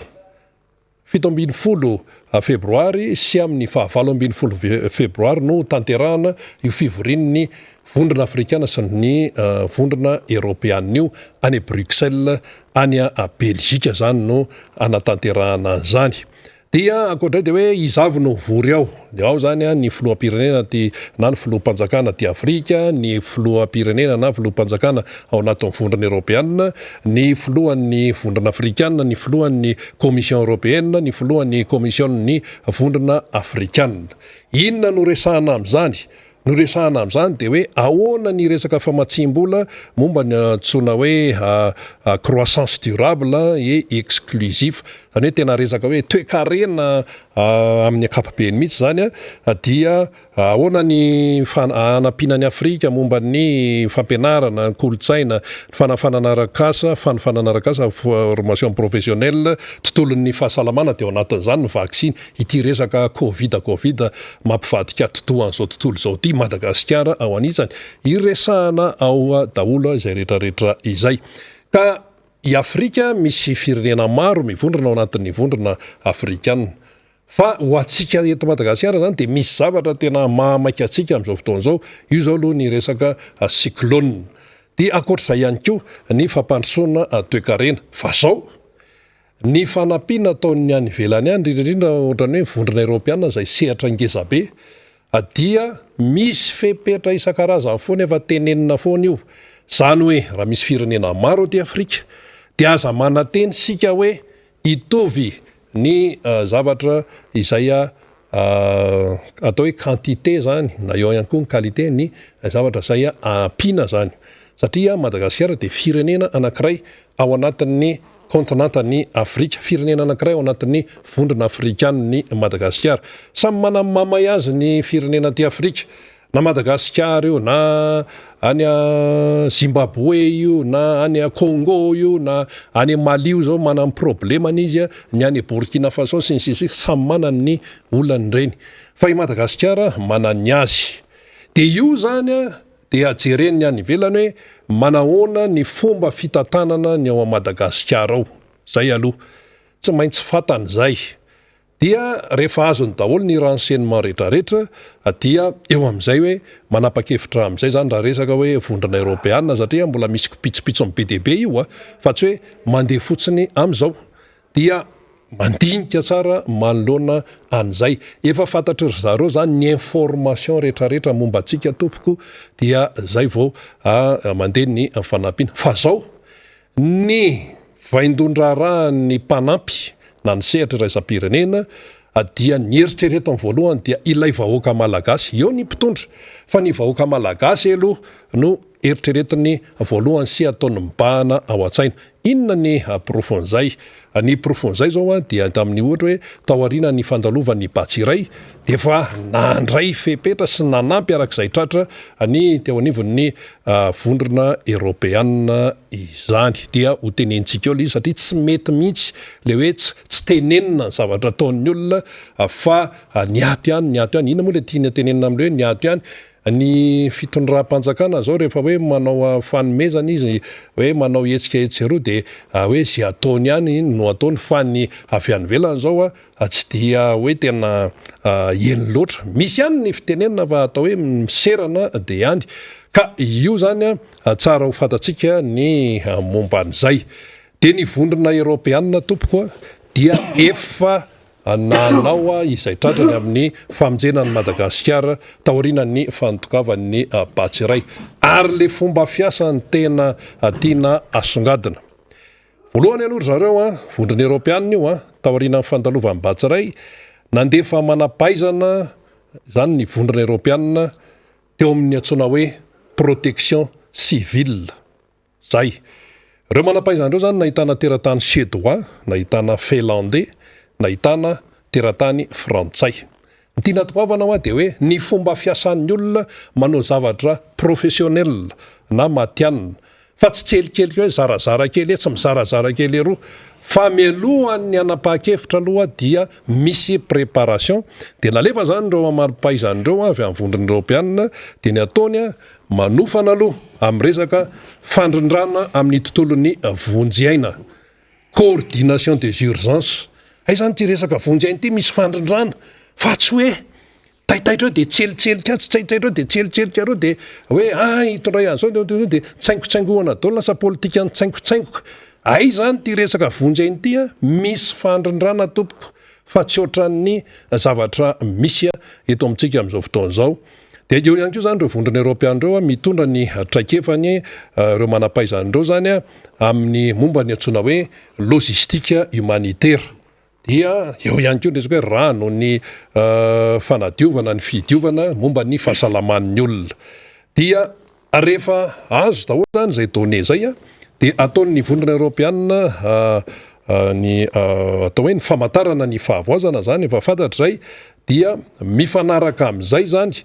amin'izay zany ny fanampiana hoentiny amin'ny alalan'ny fiaramanidina tsy maintsy amin'ny alalan'ny tsona hoe fiaramanidina na pont aérien zay no filaza azy satria misy toerana tena dibotrano be zany amin'izao fotoana zao io zany zao avy indray le iza moa izy teo idoma koa le anarany ohatrany hoe doma koa ohatrany hoe tsy de makay zany indrivotra hoentiny aloha atonotony raha hoarina amin'ny batsoray fa ny orana hoentiny kosa de fa be de be amin'izao fotoana zao ary efa tena hiteraka tondradrano zany any avarabaratra nosy aty avaratra tsinanan'ny nosy izany dia akoatran'izay zany dia nanampy keo ny frantsay sy ny allemana fa manampy izy amin'ny alalan'ny protection civile ao amin'ny vondrony europeanina manome fanampiana izy ireo ary tia ny tena zava-dehibe io fanampiana io zany ataon'ny vondrony europeanina io dia misy le antsoina hoe satellite Copernicus zay satellite Copernicus io zany dia ahafahana mahazo sary dia mahazo sary tany ary lay antsoina hoe image spatiale détaillée zany no fomba fiasan'ny olona tompoko mahazo an'le image spatiale détaillée izy ahafahana mahafantatra mazava ny zavatra miseho marina satria sary avy amin'ny zanabolana le izy de io teo daholo hoe iria misy an'izao iria misy an'izao ria misy an'izao rehefa azo zay donné zay vao mandeha ny fandraisana fepetra zany hoe ny olona rehefa manao zavatra dia précis zay ary misy rafitra ny asa misy rafitra zay rafitra maritra zay le izy zay mantsy le tianao tenena hoe misy rafitra maritra zavatra précis zavatra professionnel ary tena hoe zavatra ohatran'ny tony zany de mila hay ny zavatra ohatran'ny tony ka ny mpitondra ve mahafantatra an'izany sa tsy mahafantatra fa raha ny zavatra hita aloha hatramin'izao na amin'ny fitatanandraraha-mpanjakana fitatarana firenena amin'ny akapobe ny araka ny tenen'ny député Rambo tamin'ny nandraisany anjara teo de tena hoe tsaingohana ny atsika tsaingohana indray ny atsika miady atrano ny atsika tsy voalaminy any ato de ny ato anandreo inona maninona ny ato maninona de ny ato manensaoana moa misy fiteny malagasy ohatran'izay ka ny vondrona europeanina zany dia zany ny fomba fiasany ohatra fotsiny ka raha ohatra zany Madagasikara hiatrika an'io fivoriana ny Bruxelles io de asa aloha zay ho teneniny zay délégation mandeha any fa efa hen'ny olona ny ivelany ene ny zavatra ny tenenina teto hoe tena zany fanampiana fiarah-miasa mpamatsy vola mahazatra zany de raha mbola izany foana ny enany eto mandritra ny 80 taona de tsy tafavoaka tsika fa tsika manamaiza tsika tsika indray no apindrana ny Komoro ary mba tena taitra mihitsy ny komorianina tamin'iny en'ny olona daholo reny zavatra teneny reny nefa zao iza ny manampy ao anatin'le tena fahavoazana iza ary nisy ny atao hoe appel na hoe antso vonjy nataony ny mpitondra teto Madagasikara mba hoe apio zay zay zany le hoe ny mila misaina tsara rehefa miteny zavatra farany zany momba n'ity resaka vondrona europeanina ity amin'ny fivoriana io de oka ho fantatsika fa zany vondrona europeanina zany dia rafitra ngeza be misy le antsoina hoe conseil européen io zany de chef d'état sy ny gouvernement zany no anatin'io io zany rafitra any ambony any de manaraka an'io misy ny antsoina hoe commission européenne dia 9 zany membre ao anatiny firenena européenne 9 miampy ny président 7 izy taloha miampy président fa efa nialy Royaume-Uni ao anatin'izany Angleterre efa tsy otsony izy dia misy ihany koa ny antsoina hoe conseil de l'union européenne manany ny andraikiny daholo zany de ny ministre ny firenena ao anatin'ny volana européenne ny ao de misy le antsoina hoe parlement européenne ahitana député misy 4 sy 700 fidina mivantana suffrage universel direct tao zany ny filoham-pirenena frantsay le azo ny kanota mafimafy any tao amin'ny parlement européen io tamin'ny faraparany teo zany ka izay no tiatsika ho tenenina hoe rehefa miara-miasa amin'ny any velany tsy misy zavatra mandeha gony zany ary ny any velany dia manome modely mandeha tsara ny olona rehefa manao zavatra professionnel fa tsy sanatry hoe mandeha ho azy fotsiny amin'izao le izy satria na fotsiny iny afantarantsika hoe ay ve ohatran'izany le izy fa tsy tenenina amitsika ndahoarina manafaniry dia afarananao rehefa vita famakafakanao ary ya ny vahiny manko zany ny araky ny fanazavana ny mendrina teo de hoe ny azo mipetrapetraka zany fomba fiasa zany fa ny antsika zay indro nisy ny conseil des ministres nandritran'izay ray volana zay tamin'ny fandalovan'ny ana sy Batsuray de le décrété-tsika le état de sinistre national satria tsika zao mbola anatin'ny l'état de sinistre national satria mbola tsy foana le décret iny zany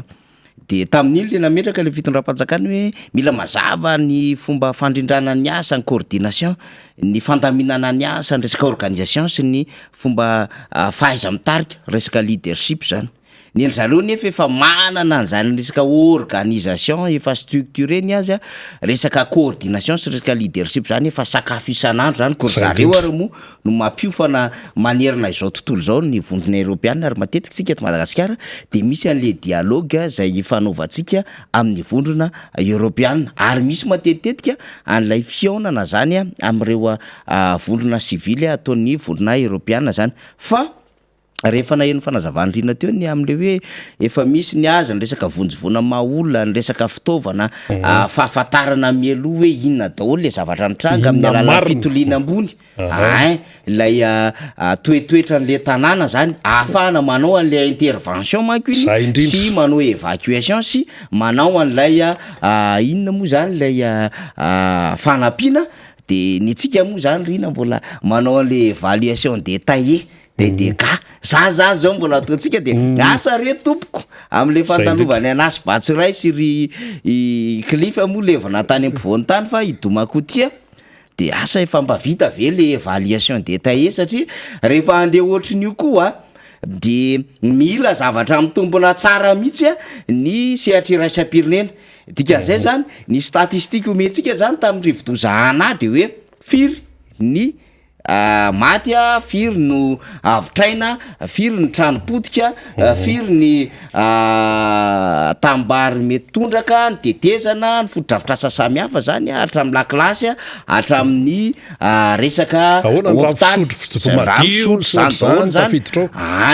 de mila zavatra tena mitombona tsara zany satria iny azadonoina ny zavatra tokony ho fantatsika Médecins Sans Frontières ny miasa eto Madagasikara ny Croix Rouge malagasy ny Croix Rouge frantsay ny Amnesty International ny PAM ny USAID ny PNUD ny inona koa ny FAO ny ONN ny FID reny rehetrarehetra reny de azo ny vondrona raisam-pirenena tatitra avokoa reny tamin'ny voaloha taloha nisy an'le ONUD tsy haiko mbola miasa ve fa misy an'izay ONUD zay taloha fa reo rehetrarehetra eo de azo ny sehatra iraisam-pirenena tatitra ka raha ohatra zany tatitra mampime be no entitsika eo tsy mikolla le izy de zay zany tena hoe le crédibilité an'le fanjakana avereno ny volona satria tena efa mailo ny communauté am'izao fotoana zao ame fomba fiasany ty fanjakana ty zany tsy hoe mampitahotra zany na hoe misitona laky losy an'le fitondram-panjakana fa anjaran'izy ireo tsika mahafantatra hoe zay le fanjakana le fanjakana tsy azonao inoteny intsony satria tsy zavatra amiraky ny tokony izy tsony zavatra avoaka ndraindray zany de lasa mailo ny rehetrarehetra de io zany iny zavatra nataon'ny ambassade ny Chine momba ny tetezana iny, nataon'ny banque mondiale iny momba ny hoe zay nge manao tosika fameno 100 000 ariary ary manao an'le asa takalvolo zay de ny ambassade frantsay de ty koa zany tonga volony Européen misy dikany zany re olona, misy dikany zany ary tokony hampanongo tena ny fitondram-panjakana zany rehetrarehetra zany hoe mirectifier tirotsika eto ndray tsika somary manao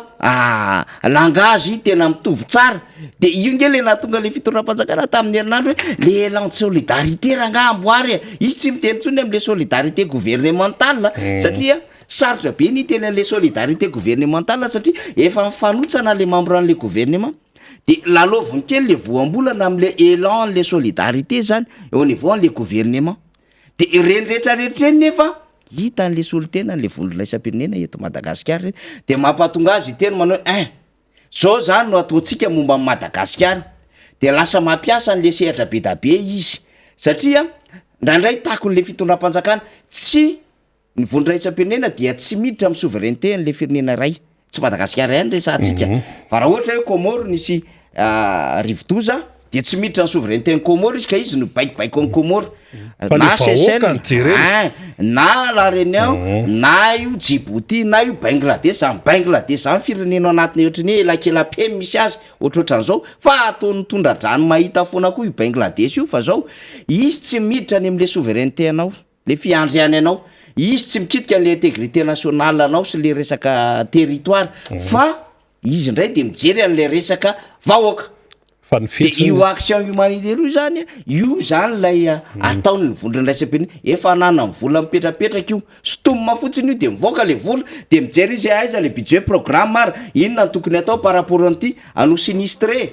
de iny zao tonga de matanjaka be tsika hoe état de sinistré national de tokony hoe reto daholo ary ny dossier entiny eo amin'ny viny firenena mikambana na entiny eo anivon'ny PTF mba ahafahantsika mitady fanampiana potika ny salle de classe tsika mipotika zao potika ny rehetrarehetra de iny no ahafahan'izy ireo mamaty zany ka raha ohatra disy eo na hafahafa eo ny tatitra hoetitsika efa izy mahafantatra ny tena marina ny réalité reo de manana an'le ratsany zany ka hitantsika moa zany rena le izy hoe tena mba engany mba tena zavatra normal fa tsy misavoritaka no entina zany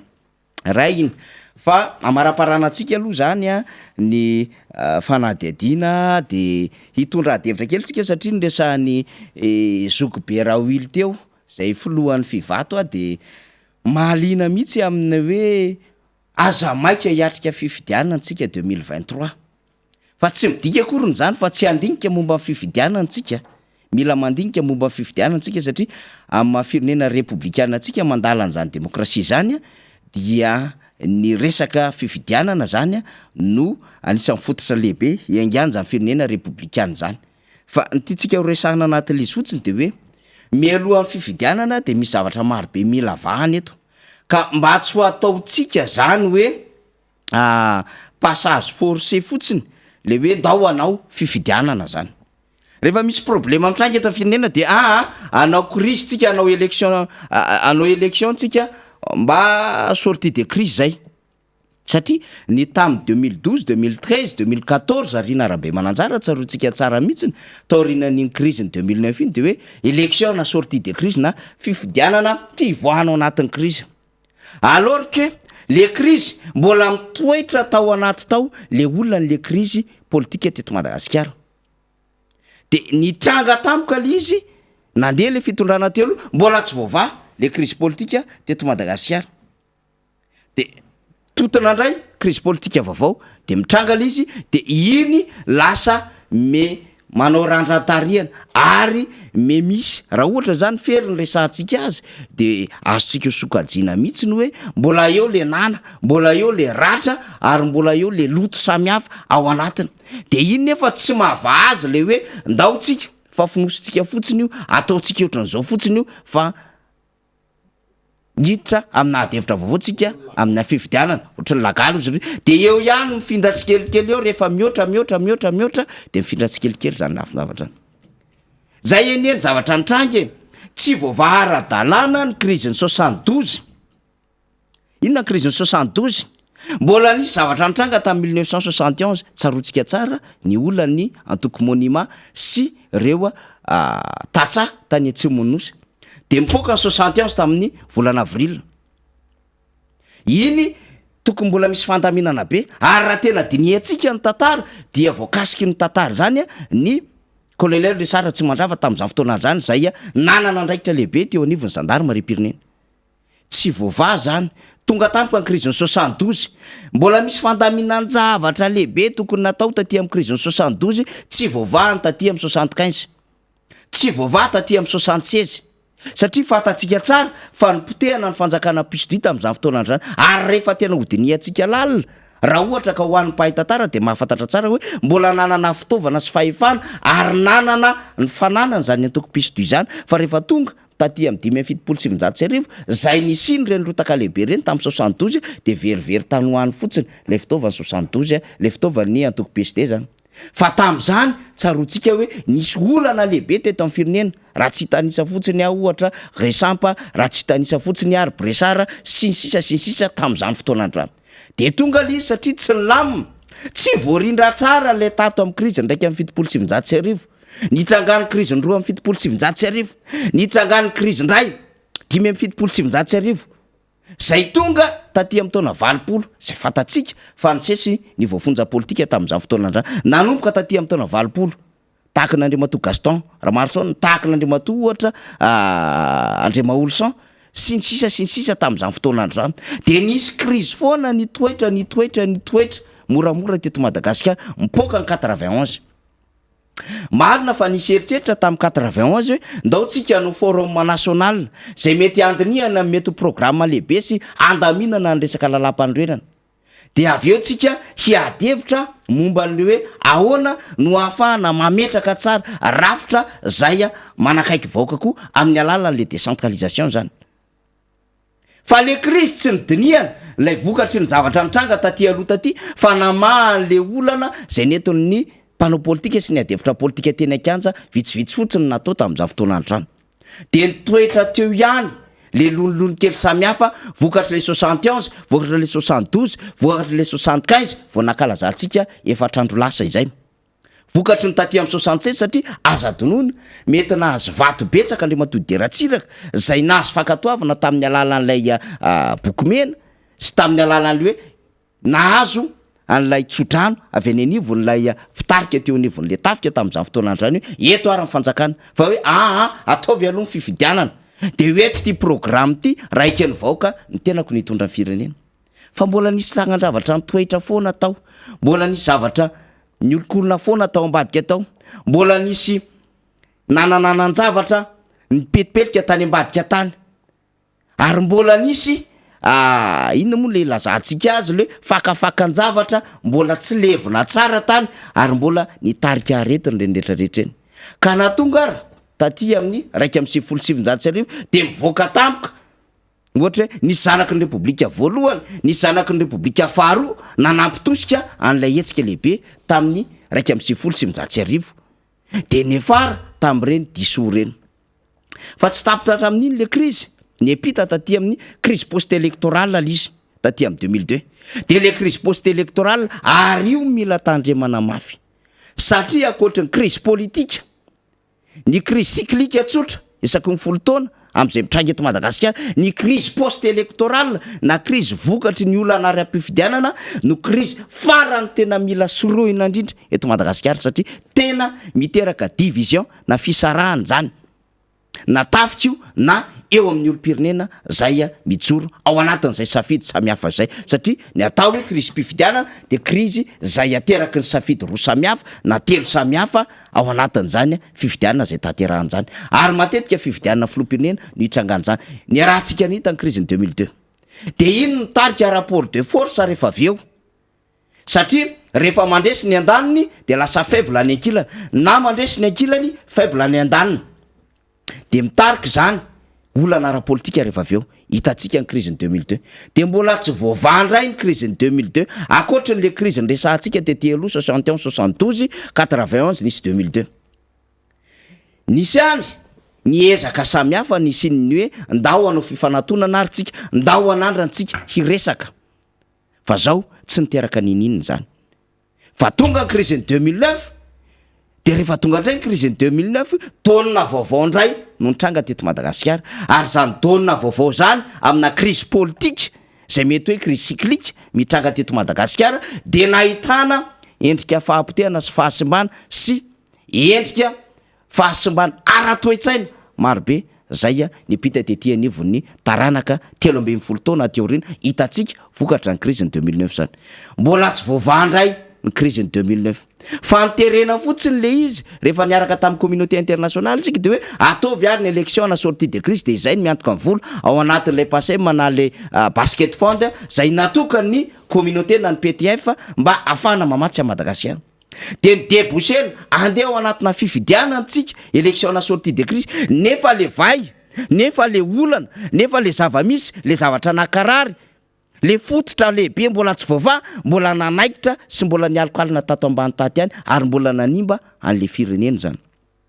karaha nisy ary le élection na sortie de crise zay hoe tsy maintsy miforcena hanao fifidiana antsika mba hanao retour à l'ordre constitutionnel de tsy mbola nahavany ininy zany 2014-2015 la preuve zany hitatsika nandroso nakana n'lay fionana ho an'ny fampivaram-pirenena na pionana andreo filoham-pirenena dimy rala teny amin'ny CCI Vato nataon'ny autorité morale tamin'ny alalan'ny FFKM ary nijerevan'ny communauté iny fionana lehibe iny teny Vato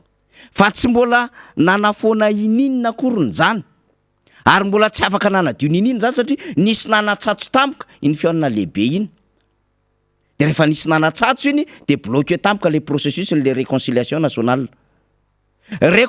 nationale fotsiny zay fa tsy mbola afaka tena nandinika sika ny resaka tena olana fototra ao anatin'izany fampivanam-pirenena zany hoe firenena sa fanjakany Madagasikara le hoe firenena sa efa tena inona moa zany efa tena fitondrana tena tafatoetra tsara Madagasikara sy le hoe ahoana no anaovana ny réparation politique sy ny réparation de olona zay victime ny crise politique teto Madagasikara sy ireo ratsana sy ireo rafitra zay nandalo an'izany crise politique teto Madagasikara zany satria samy nisy avokoa zay mety von'olona sy mety fandatsahana raha teto Madagasikara vokatra ny crise politique zany de iny nipoka tampoka ny crise ny 2018 vokatra mbola tsy filamina ny crise ny sesy taty aloha daholo sy ny tsisy ny fandaminana zany rehetrarehetra zany ka nantondra aza président Rajaonary Mapianina le hoe ndahotsika any fianana satria izy ny filoham-pirenena aloha na nisy na tsisy zany adevitra zany kosa aloha mba resahantsika hoe nanaiky ny hoe ndao ary hiditra anatin'ny latabatra boribory tery amin'ny CCI Vato ary nanaiky amin'izay hoe ny FFKM nitonona zay fandaminana zay fa tsy ampy na bloqué le processus teny andalana teny de mipoka ny 2018 de le 2018 mbola tsy miva io lay fomba fotsiny nakan'le mapara nakan'le irimaran'le fitondrana satria zay ny namaky azy hoe ahoana no afahantsika manakisaka ny Rajaonary Mapianina ka azotsika an'le fanjakana fa rehefa azo le fanjakana le crise mbola tsy voava io mbola mandeha io ny adiny 2009 mbola resahantsika hatramin'izao fotoana zao mbola misy adevitra amin'izao fotoana zao hoe ahoana ny Repoblika faharoa ahoana ny Repoblika fahatelo mipotra amin'izao fotoana zao ny zanaky ny Repoblika voalohany miteny an'le hoe resaka région na état régional amin'izay no tokony voizina amin'izao fotoana zao vokatry ny crise daholo zany rehetrarehetra zany ary rehefa mandeha zany adevitra zany de taitra ny rehetra hoe tena mbola tsy milamy ty fireneny ty de zay ny antony mahatonga ny rehetra amin'izao fotoana zao manaova aloha concertation nationale aza maimaika anao anty élection 2023 ty aza maika iteny hoe de zao efa vonina ny acteur politique fa tsy maintsy atrehany ale fifidianana amma tany démocratique ny fifidianana atao foana na ovina io na ovina fa ahoana namoahana ny crise mifandimy teto Madagasikara taty amin'ny raiky amin'ny fitopolo roa amin'ny fitopolo raiky amin'ny sivifolo roa amin'ny roa arivo toy taty amin'ny sivy amin'ny roa arivo valo ambin'ny folo sy roa arivo ary ny olana de ity Rina Rabe Manantsara arakaraky nisy ny crise politique tsy voava nisina karazan'olona anarina be da be mipotra teto amin'ny firenena raha ray sy roa ohatra ny olana nitranga taty amin'ny raiky amin'ny sivifolo sy sivinjato sy arivo teo amin'ny président Zafy Albert sy président Deratsiraka ny toy zany taty amin'ny roa arivo nisy amin'ny président Marc Ravalomanana président Deratsiraka président Zafy Albert ny toy zany taty amin'ny sivy amin'ny roa arivo nisy an'Andriamatoa Iany Rajoelina lasa efatra ndray nalamy atao anatin'izany taty amin'ny valo ambin'ny folo sy roa arivo lasa dimy ndray nalamy atao anatin'izany zao mety hitentsika hoe lasa ny anankiroa fa zao lay krizy mbola mitoetra trany mety filoam-pirenena telo ny hitantsika eo filoa Marc-Ravalomanina filoa Rajonary Mampianina na filoa Iany Rajoelina fa le fototry le krizy mbola mitoetra foana Rina Rabe Mananjara ao anatin'izany rehetrarehetra zany de zay le tokony vahana am'izao fotoana zao hoe inona le fototr'olana inona le zavatra namahatra tao ka nikaikitra sy nanimba ary nitsetsitra an'le firenena ka nitarika an'le olana zay nifandimby teto Madagasikara de mila vahana aloha zany mila resahana zany ka raha ohatra ka tsy maintsy resaka momba ny lalam-panorenana de aleo zany resahana ny fifidianana ny olona teto crise post-électorale ahoana nandaminana azy ka tsy isinina crise post-électorale vaovao ndray 2023 ny crise cyclique de ndao direhana hoe inona zavatra nitranga isaky ny folo taona teto Madagasikara ahoana ny andaminantsika ny fifandonana teo am'ireo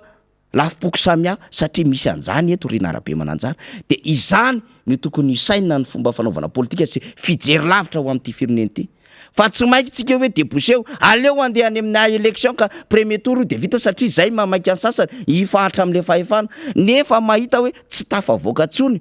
le fitantanana firenena am'izao fotoana zao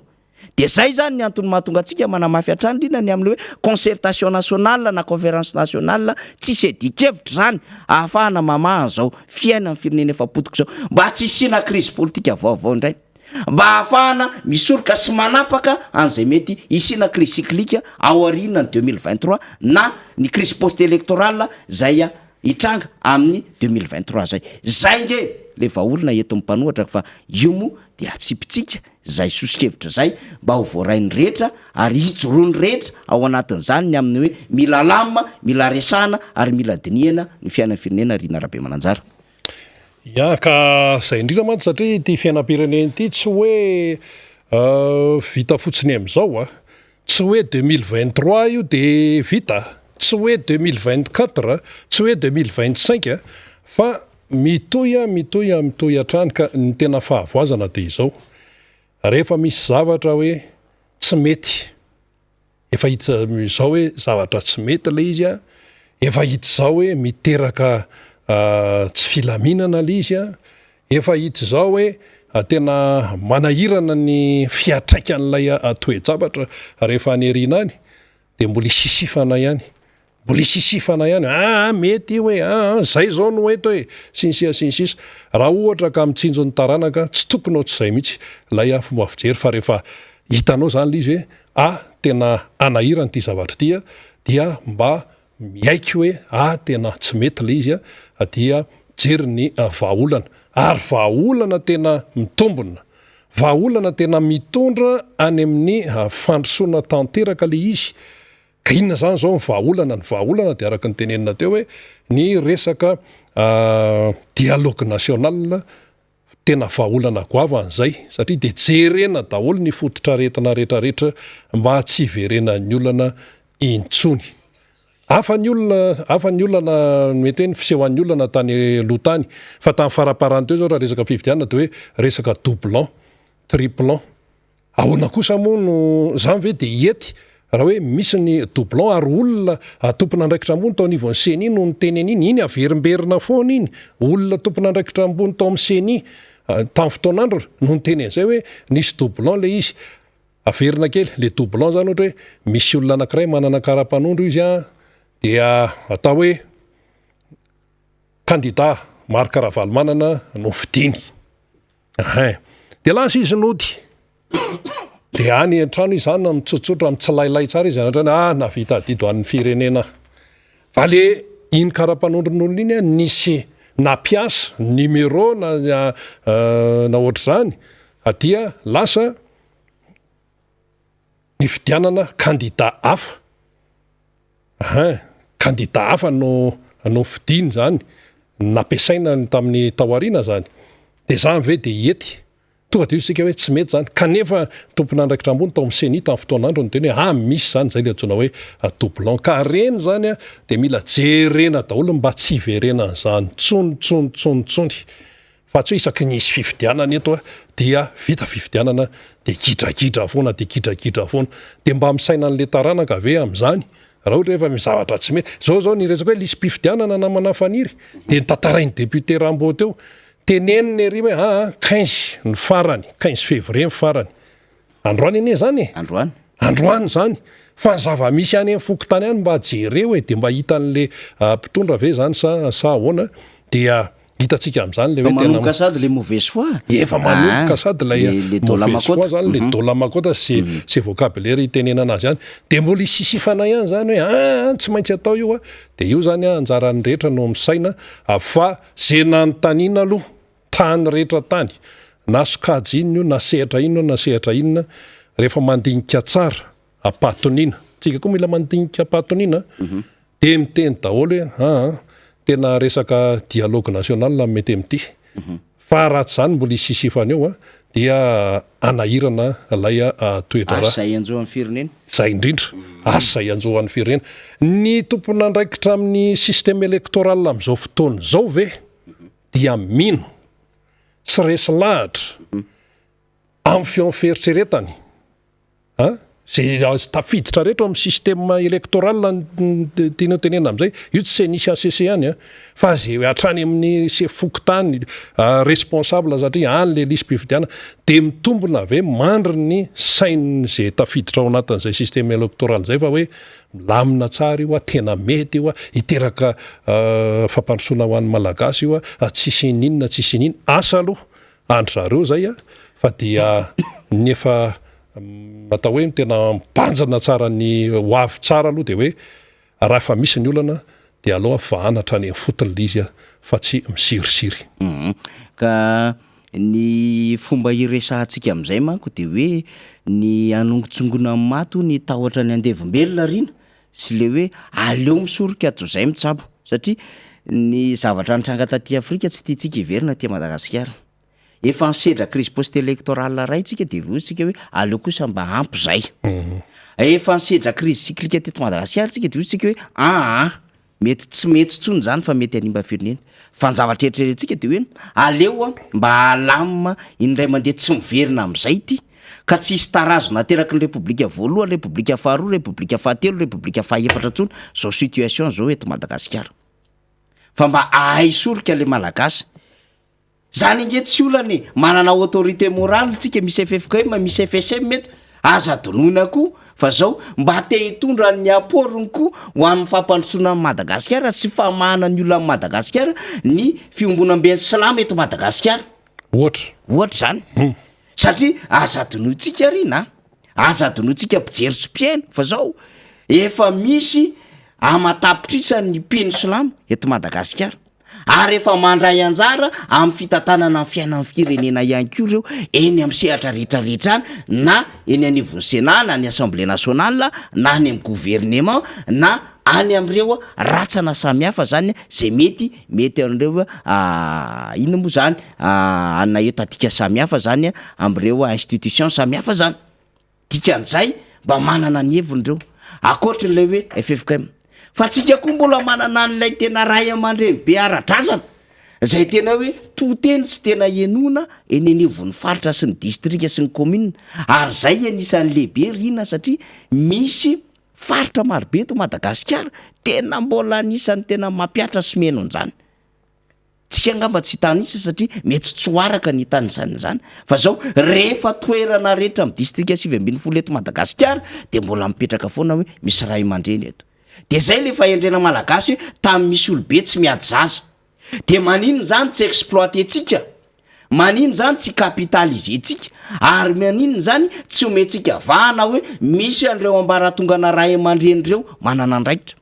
ary akoatran'izay rina de zao hoe misy ray aman-dreny zay ny volavolain'ny firenena tonga am'le hoe vato nasondrotry ny tany inona le atao hoe vato nasondrotry ny tany reo le intellectuel samihafa eny amin'ny anjery manontolo eny amin'ny hôpitaly rehetrarehetra eny amin'ny sehatra samihafa eny any amin'ny resaka fanamboara-trano sy ny rehetrarehetra de misy an'le vato nasondrotry ny tany mba te handray andraikitra reo hoe ahoana ny fomba andaminana ny firenena ty de zay le soroantsika hoe aza terena ho any fifidianana lava ka anaovana mipaipaiky ady politika mbola hifaharanao anatin'le seza sy le fahefana sy le fitondrana le fiainan'le firenena fa lasa takalonaina na otazy le vahoaka malagasy am'izay fotoan'izay raha zay le fomba sy le toetra ataon'le mpitondra fanjakana fa andin'io lalina tsara de nio lalina tsara de rehefa mandinika lala tsara de hoe tsisy hevitra ndao handamy mandrara-pirenena ka tsy hoe ny olana ara-politika andrakotsy rahabe ihany no alamo anatin'izay fa ny olana fototry ny fiainan'ny firenena de rehefa mba mazava ny fo mazava ny saina rina rehefa mba hitatsika ny lalana de afaka mba misorikotsika eny ara de nandinika sy namolavolona ny rehetrarehetra ary niaraka ny saina niaraka ny jery lalina satria efa zao tsika ngegisitra indrindra ary nandresaka kolokolo itsika anisan'ny tena taraiky ateorina tena manjaka loatra ny kolokolo eto Madagasikara ny resaka tsy fandrimpahalemana itsika misy an'izany ny anisan'ny reny vohitra indrindra reny vohim-pirenena indrindra zay anisan'ny tena anjakany tsy fandrimpahalemana de eto Madagasikara eto Antananarivo zao ny rozy am'izao fotoan'izao de tsy mampisaina ny rehetrarehetra ve zany tsy tokony ahatonga saina le mpitondra fanjakana ve zany hoe tapahany tsisa ho tohizana de zay ny etsona ny rehetra ary zay ny tena antsika fitaovana lehibe ivoizana hevitra ty miara-manonjy zay ty mba hahafahantsika manatratra tanjona de ny hahafahantsika mandamina ny firenena zany de mino isika ary rehefa zay ny zava-dehibe nisy antoko politika io maha ohatra tahaka ny azo hoe efa niantso an'izany concertation nationale zay mino isika fahorinan'izany rina betsaka ihany ko ny RMDM fa niteny an'izany efa niteny an'izany Madagasikara efa niteny an'izany ataovy ny concertation nationale lala tokany io tompoko ary tsy hanenena indrindrandrindra ho amin'ny mpitondra fanjakana tsy hanenena nareo no ahafahana mitondra fandaminana eto amin'ny firenena zareo ary zao miady atrano ary indrindrandrindra io ady atranonareo io de vokatry ny crise politika amin'ny fandimby vokatry ny crise politika mbola tsy nilamina eto amin'ny firenena dia taratry lay zava-misy zany de zany raha teo mila lamina satria ny crise institutionnelle efa mandeha ny crise sociale efa mandeha ny crise économique mandeha crise politique mandeha crise maro samihafa nefa taratra eny anivon'ny fiarahamonina ka raha tsy ho alamina le izy fa velandeha ho azy eo de hitatsika hoe mipotika ho azy o zava-misy zao de zany nijoroantsika Rina Rabemananjara amaranantsika azy ara dia fanamariana ataon'ny mpanaraka ny fiainam-pirenena mpanaraka amin'ny miara-manonjy amin'ny resaka hoe dialogue national an'izay zany de misy manontany any hoe ahoana no anatanterahana an'izany zany ve de ho vita aizany volanaovana an'izany ahoana ny force exécutoire an'izany ahoana ny anina tsotra ny valiny ny zavatra tadiavina fotsiny dia ny finiavana sy ny fanetretena ny fahavononana iresaka mahitsy tsy misy olakolaka azo atoka fa hoe raha tanteraka zany de andeha ataontsika hoe rafa hoe tanteraka zany de tsy maintsy mafimafy ny adihevitra zany tsy maintsy izy zany tsy maintsy mafimafy ny adihevitra ahoana zao fa zay no zavatra tadiavina de hoe ahoana ny vola enti-manana am'izany sisa zay le tenenina hoe ny finiavana ny zava-dehibe fa raha hiteny ve enao hoe tsika atao anatiny aloha zany ny tompon-draharaha isika atao anatiny fa raha hoe mijery ny avy any velany hoe anampy zay sisa ny any velany eny manampy izy fa isika ho any tompon-draharaha ny any velany tsy hoe hibaiko izy na ohatran'izany fa rehefa hita ny any velany hoe tena voniny reto malagasy reto tena anarina firenena sy hibanjina ny taranany dia tsika zany eto miaiko hoe tena manomboka zao de tena andinika ny hoavy amin'ny firenena izahay manomboka zao raha ohatra nisy ny hoe nangalatra ny oatra zany tsy angalatra tsony zay izahay isika rehetrarehetra ny tafiditra ao anatin'izay manomboka zao tena atao mangarara am'izay ny fitantanana fanaiky zay rehetrarehetra manomboka zao dia tsy misy tsony ny atao hoe isako mizatra de asinambadika politika atao mazava tsara manomboka zao de ho ny lalapanirena ary io lalapanirena io mety ho voakitika io raha mandeha zany conceptation nationale zany na dialogue national zany tsy hoe mety ho voakitika fa tena voakitika raha ny feikevitry ny RMDM teny amin'ny bypass no resany satria zavatra hafa mihitsy zany no ivoaka eo manampy ny olona rehefa vonina ianao izay tompon-draharaha iza moa le hoe ianao isika za zay miteny ianao zay mieno sy mijery sika izay ary raha hoe tanteraka zany tena hoe isika malagasy no lasa fitaratra indray ao anatin'izany fa raha am'izao zavatra miseho zao ny hoe anatena hoe fampandrosoana amin'ny firenena dia aza manonofy satria ny ao amin'ny sehatra ny mpitatana raha miady an-trano satria noho ny inona noho ny antony efa nazavaina teto. Eny ary tapitra ny fandarantsika tamin'ity ndray mitoraka aritraritra kely teo amin'ny ora telo teo ny fandarana ary nentina indrindra nitondrana izay tokony noentina ambava homana ampo mieritreritra samy ho tahin'Andriamanitra isika menakavy veloma tompoko.